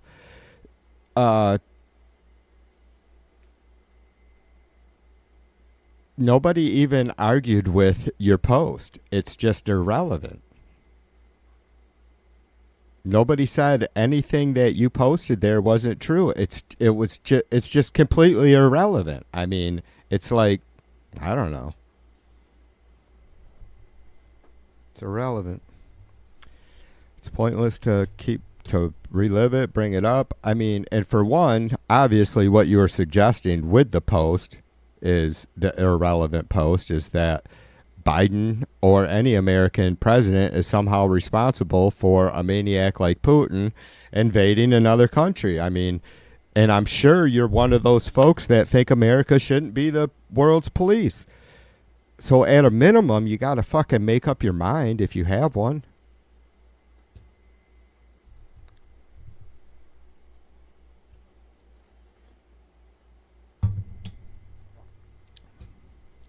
Yeah, it's pretty sick. Jay says he doesn't want to debate. He wants to pretend that Putin was a good guy. None of this would have happened had there been some sort of fucking evil tyrant in the Oval Office. I mean, none of these idiots want to suggest what Biden should have done differently. It's just his fault that, I guess, there wasn't enough diplomacy, right?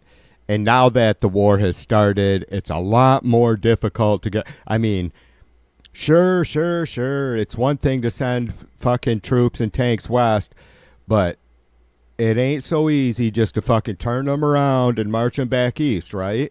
I mean, it's a whole different direction. You have to literally do like a 180-degree turn. All right, I'm trying, I'm struggling. I mean, the sarcasm's there, the funny, maybe not so much.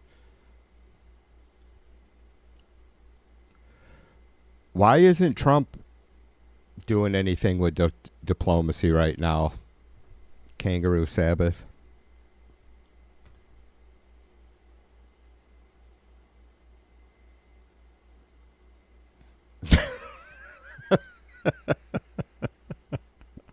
I know, Jim. I fucking try so hard, dude. I really do. Like, you guys know, you genuinely know my heart.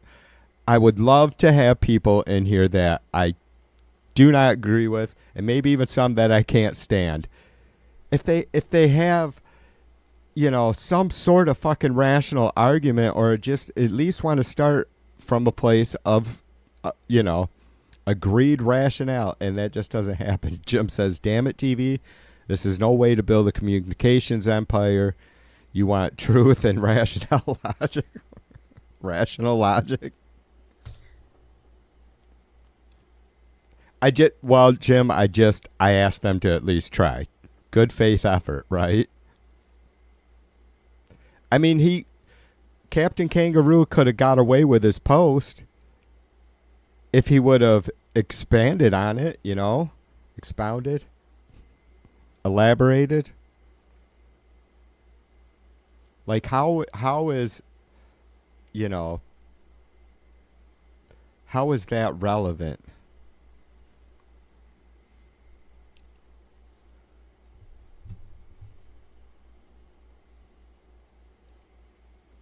Yeah, that's really it, A-Bear. Like it was last fall sometime I watched some doc. Not even a doc, just like one of these streamers.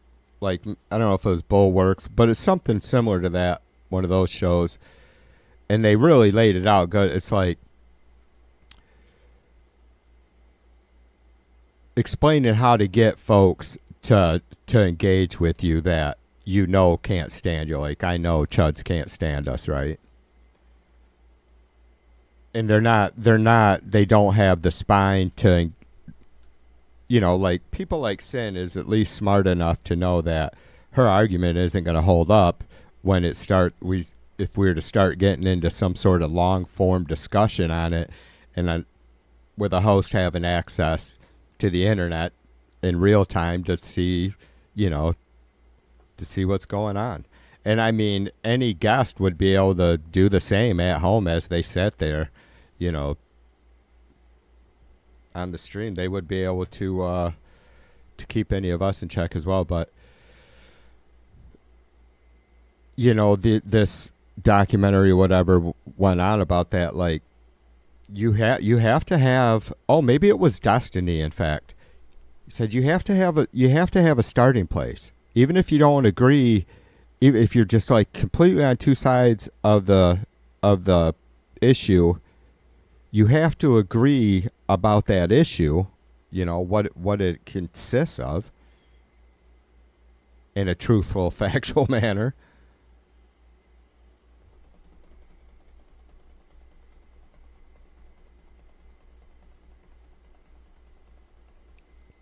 Yeah, Jay brings up another good point. Captain Underpants is immune to historical data from before January 20th, 2021. And I think is what Jay means there is, that's a pretty fucking recent date in history to start, isn't it? Maybe we should go back and look at the history of Putin being a tyrant towards Ukraine. Because it started before that. What about during... didn't Russia still have control of illegally annexed Crimea during the first Trump administration, Captain Dipshit?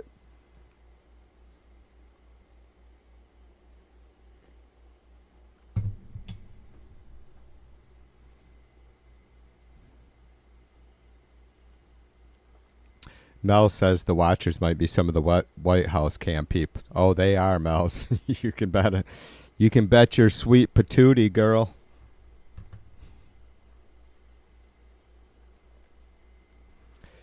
Yeah. Our crew has actually came in nowadays, and they say hi to TV, and then they usually say hi to each other, and then maybe to the lurking La and Sin. How's our poll going? 22 votes. And I ask, will President Zelensky announce a peace deal has been reached tomorrow on his visit to D.C., along with some other European leaders? 95% of you are not very hopeful that a peace deal has been reached. I don't vote in my polls, but I do agree with the majority on this one for sure. Mighty keeps saying, and I love him, and he isn't the only one. And it's like, I think most of us hopefully feel this way. It would be great if some peace deal was reached, and it would be clear and it would be obvious that Trump did play a part in that. If like all of a sudden, for whatever reason, fucking there's a ceasefire and then Russian troops start to retreat in whatever areas, as far as I know, Zelensky is just not going to accept any territory being relinquished or given up on to Russia. So to me, that pretty much, I just think that, and like you folks, that probably just, that's kind of the end of it right there, right? And I'm sure, and I got to stop speaking for you guys. I think that's awesome. It killed me. You guys seen me choked up a few times during, you know, sharing these clips, news clips of these 4-year-olds sitting on these steel bunks in these fucking bomb bunkers, just in shock. They didn't have a fucking word to say. All these kids lined up on these top bunks, just as the camera panned past them, you know?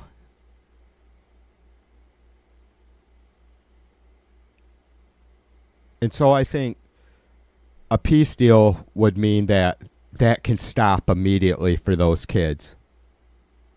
And any kids that haven't experienced that yet won't have to go through that. It's hard to not want that. It's sick to not want that.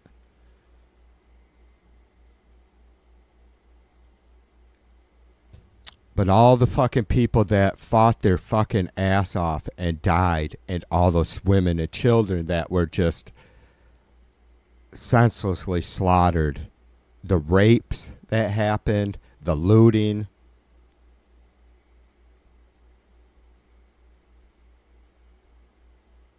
I think it would be a very tough pill for Ukrainians to swallow, right?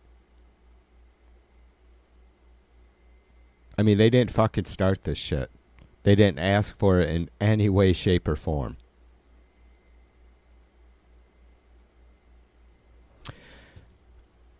So, at least for myself, I can't imagine there being any better outcome than a peace deal. And you guys will hear it here.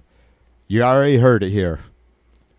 If that happens, Trump will, in my eyes, will deserve some sort of credit as being a you know, whatever. He's apparently played a role. Unfortunately, that's just not likely the case. Now, I bring this up because I was concerned about, like, you know, the Chuds, I'll say one thing, the Chuds they pick my brain, which is always good, right? And Sin was going over some of the shit, and she's like, Trump just wants the killing to end. And then she said something about the D.C. visit with Zelensky, and they cracked jokes about Zelensky needing fucking a posse of other world leaders to come with him to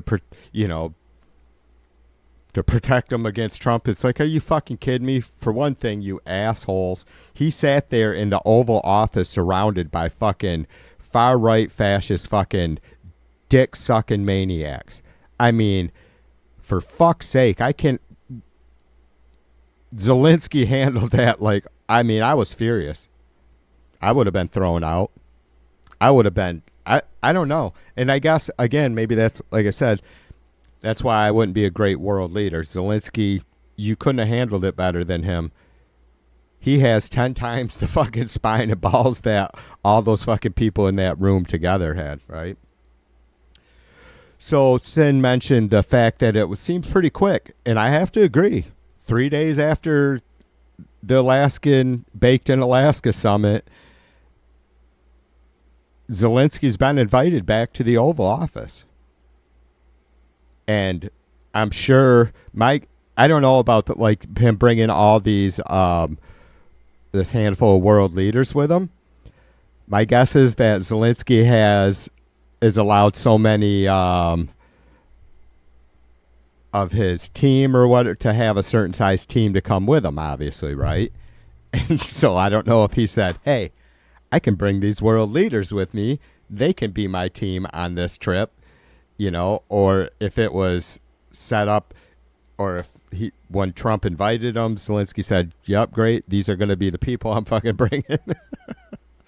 So I have to admit that with the speed of it and all the those different world leaders coming with Zelensky, I could see that then being a big announcement that there's been a peace deal reached, right? But my thoughts are that it's failed, and now Zelensky and all these other world leaders that he's going to bring with him are going to just press the fuck out of Trump in his own fucking house, in his own yard. And I'm good with that. Get her done.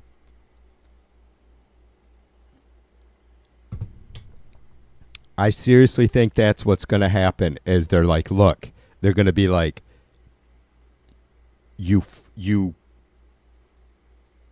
know, exhausted all possibilities with Putin.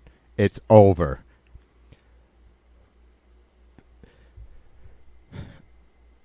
Be a fucking stand-up leader of NATO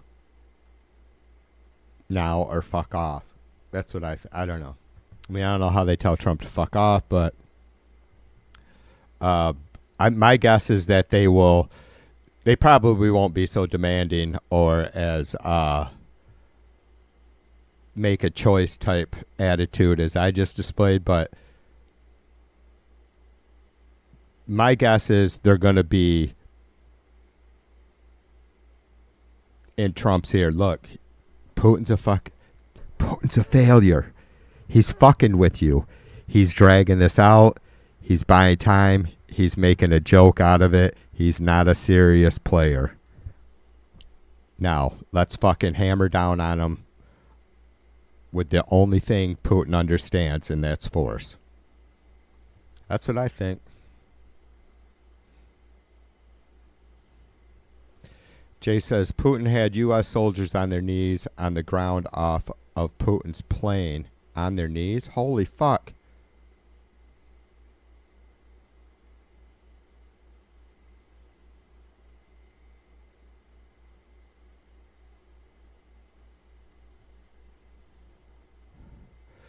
B says, I'm getting really worried about the bad vibes about Zelensky's visit. I'm afraid he could be in danger. Why Alaska for Putin, but D.C. for...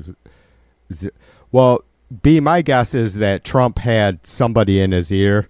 Like, I thought about that too, sister. Like, I think it would have been a step too far to have Putin in the White House. Honestly, I think that's it. Like, I think there's some, obviously there's some sort of minerals deal there that Putin is supposedly interested in. Not really sure how big that is or how much money is involved in that. So, maybe they just like this. We'll just make this the place where we meet.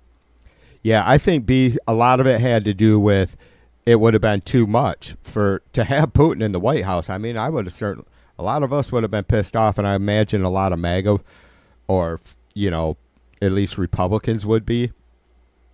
I don't know that Zelensky's in danger. I'm not sure about that. I think it just shows that Zelensky has this much more. He should have a fucking unmeasurable amount more of credibility than Putin, but he at least has this much more, I guess, with the Republican Party. Trump's a maniac, and so are a lot of the folks in his administration, but probably not half as crazy as he is. So my guess is that some of these folks are still pushing back on Trump with some of the stuff, right? I know it seems crazy that maybe it sounds nuts that I would say that, but I do think that they fail probably miserably most of the time, but I think they try and keep them in check on some stuff. Even if they agree with them, they're just like smart enough to know that it's not going to fucking go over well.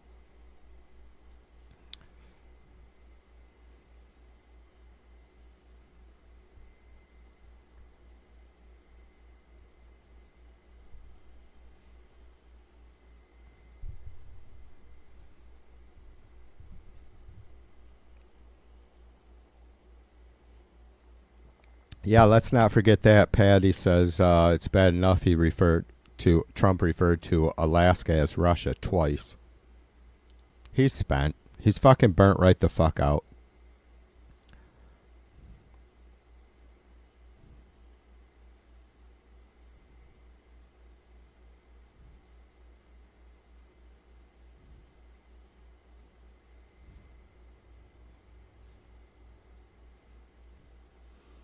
Max says Alaska would be closer for Putin because he couldn't fly across Europe. Zelensky could go the other way, making the White House closer.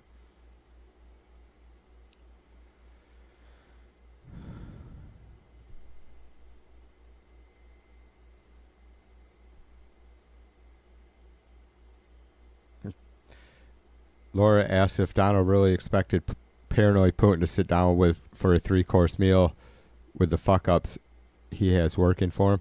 Yeah, I don't know. Was that something that was planned or something, Laura, or had been hoped for? I wasn't the least bit surprised that this meeting seemed to be very sterile and fast.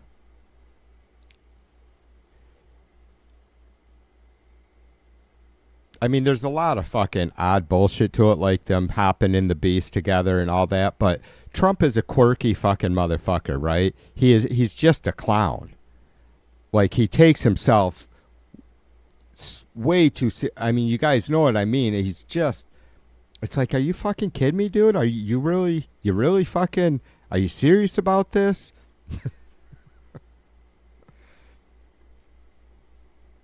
And like, maybe he doesn't believe the shit and he just thinks he's so fucking... Such a fucking salesman that, you know, like he's just really loved and trusted, and he knows he'll be able to, you know, keep that fucking support even on the tough issues like sucking Putin's dick.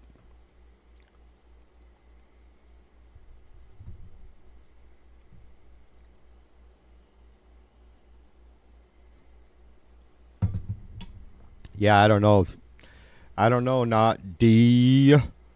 How is Donald Trump not Putin's puppet in the eyes of anyone not under hypnosis? Speaking of, does Marjorie Taylor Greene mean Donald Trump when she says bully puppet? My guess is, yeah. I mean, because it's certainly not the other way around, right, brother?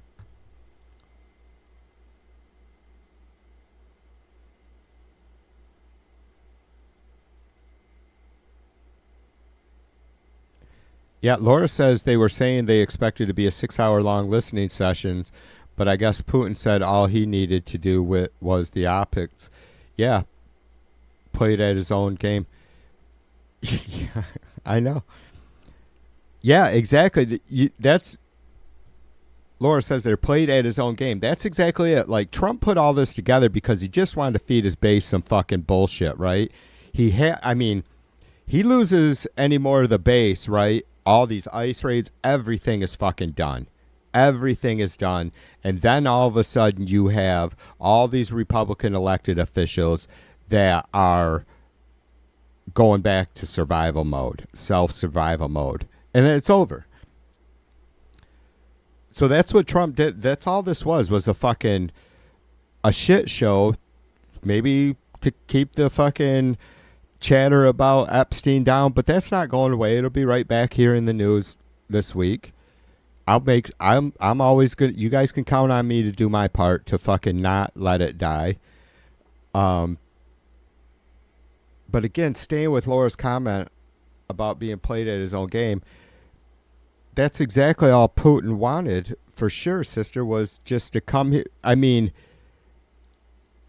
I don't know who we were talking with last night about it. Little Kim and maybe not Chi so much, but Putin and Little Kim, these folks are isolated, right? They've isolated themselves. And I thought, you know, maybe it doesn't matter that much. Like, I don't think Putin's such a egotistical bastard like Trump that he gives a fuck too much what the rest of the world thinks. Like, his only concern is, if he's concerned at all about what other countries think, it's pure manipulation, like to just a fucking vector, right? A path to get to where he wants to go, possibly, right?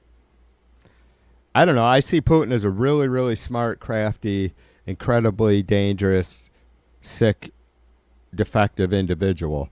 Like, I really think he's a pretty stupid smart. I mean, you could say, well, look what he's doing. How can you call someone a murderer smart? Well, he's sick, but I think we're getting close to him being the longest reigning leader in Russia. I don't know. I think it's getting close, isn't it?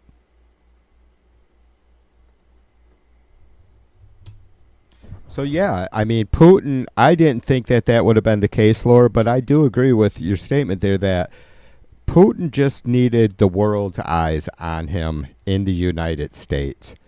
And that changes so much, certainly with the folks like that he has under a spell, like Belarus, some of these other countries that are supporting him, right? He isn't fooled by any of this. I'm sure little Kim probably is like, go Putin.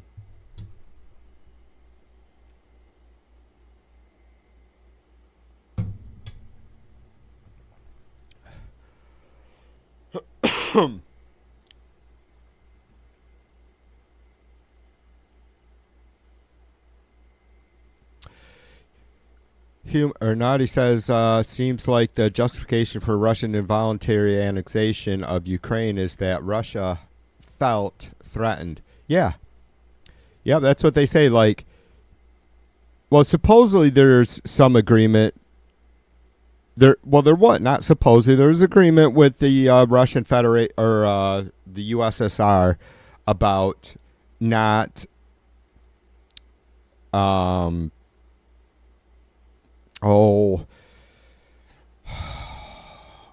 bringing in, and how would you want to say it, Naughty? About bringing in any more countries that border Russia into NATO. But that was an agreement made with the USSR, which we all know collapsed. So, and look, I don't disagree with that agreement being made for whatever reason when it was.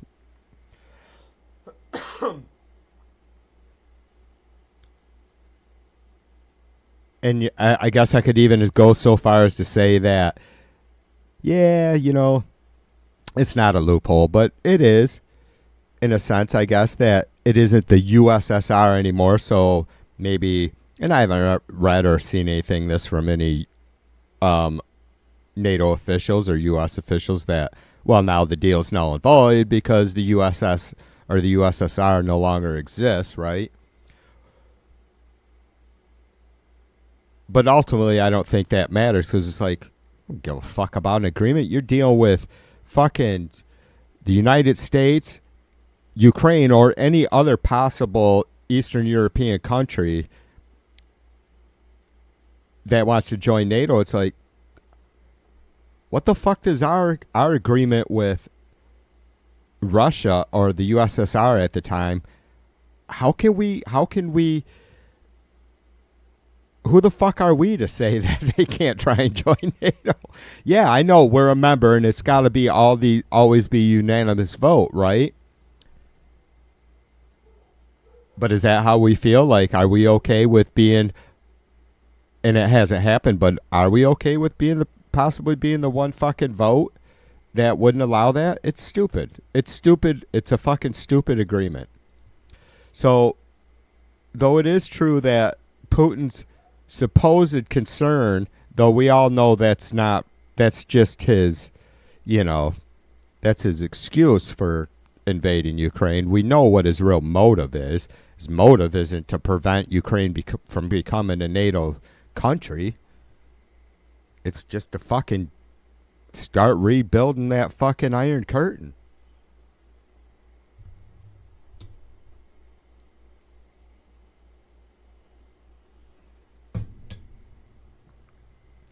Jay's clearing me up here, so I appreciate you, brother. Jay says there was no agreement, only a claim that during negotiations someone said that NATO would not expand beyond Germany. It's not in the treaty at all. Thank you, Jay. I appreciate that, brother. Yeah, I did not know, but you guys know I'm always trying to be as clear as possible about, you know, what I understand the actual situation to be. So thanks, brother. I appreciate that. I mean, that's huge. Anyways, like you heard me say, I don't think it's kind of a fucking bullshit agreement anyways, if that would have been the case.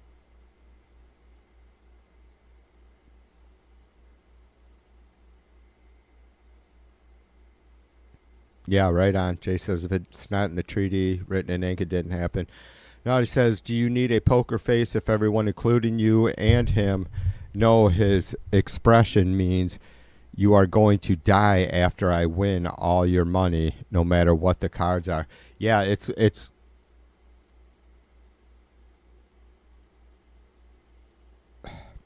I don't know what to say, brother. I'm you know, obviously we have a lot of really sane, solid fucking folks, thankfully, that are leaders of many of the Western European countries right now. I mean, holy fuck. Are they not kind of helping hold our world together right now?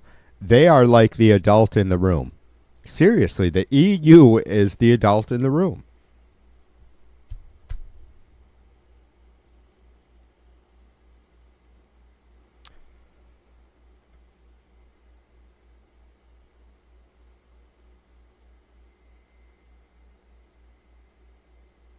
And I guess I just don't get, I guess I'm pretty lousy at diplomacy, maybe.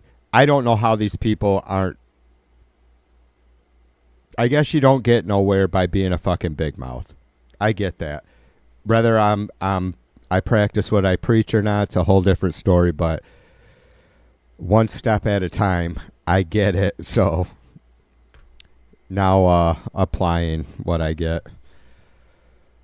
I don't know, I would just, so fingers crossed, right? Either there's a peace deal, and no matter what that is, I don't give a shit. It's going to be have been agreed on by Zelensky, and Zelensky's going to will not accept anything he thinks for a second is going to divide his country. You know, he's going to make sure he has a backing of very close to 100% of his fellow citizens, right? So with that, you know, most of us just think it's really nothing came of it. Let's hope that, like I suggested, you guys, Zelensky, this is Oval Office round 2 with Zelensky and Trump. And Zelensky is bringing not just a fucking team and not just some people to fucking hold his hand or to fight for him. He's bringing a team of world leaders that are going to try one last time to get through to Trump's big ass fucking thick ass ape skull. He's oh my gosh, maybe I should quit this stream. It has been 2.5 hours. I gotta try and keep the swearing down. I'm so disgusted so maybe I'll wrap it up here and just say that I'm really, as always, very disgusted in you Trumpers. Anybody that voted for Trump in 2016, 2020, certainly in 2024.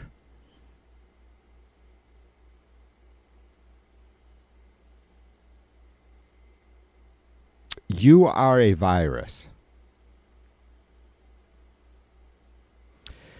You're self-loathing, and it's just, you know, you think, like, it kills me to fucking just sit here, and this is all I have for you folks. This is what you folks present as yourself. This is all I have for you guys, is just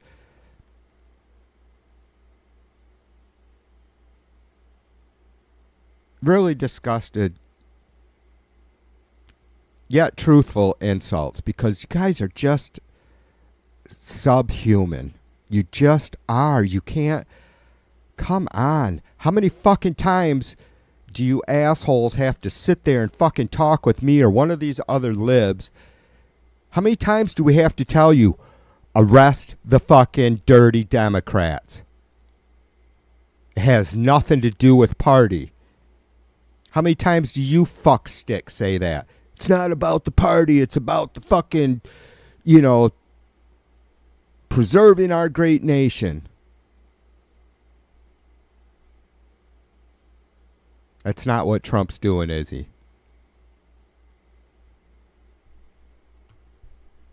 You guys are pissed off about something, and I'm sure the issue varies from each one of you fucksticks. About something unresolved in your life, whether your mom was a whore, whatever. Just an example. Or your dad was, or they were fucking siblings, or your dad was just a fuck up and didn't care, right?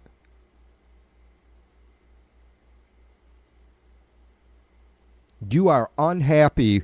You need someone to blame for you not having enough things or a big enough bank account, or, you got beat up in school, or you got fired at a job by a liberal because you were a fuck up at your job.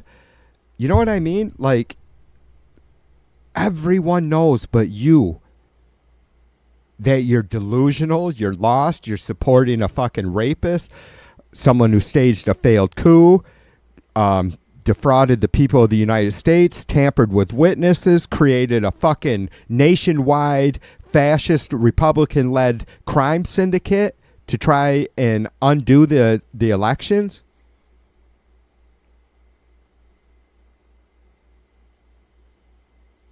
But Ashley's diary, right? Ashley's diary. I'll be here, Chuds. And you know what? What's really cool, kind of for me and you, Chuds, is at the end of this shit, you guys get to go fucking crawl back into the woodwork. I look forward to that, because that day's coming. And it might be a long time. And when you're back into your fucking little shithole, I'm going to be right here reminding you that that's where you need to stay. Because if you come out into the light, we're stomping fascists from now on. I hope to God we learned. I hope our country learned this time, you guys. We missed it. We missed the signals of a bunch of, whether they were justified for being disgruntled American citizens, which they weren't, we missed the cue. We did. You guys know that. And it's I guess maybe a perfect storm, because you have a bunch of fucking uneducated, inbred gun fuckers, humpers, cousin humpers, gun humpers, and then you have these rich folks that do not give a fuck what Trump is doing. No, he's destroying shit. They just want to get a couple more bucks back in their pocket. You know what I mean? I think you do. All right, enough of that shit. Jesus Christ. Who the fuck stuck a fucking candle under TV's ass?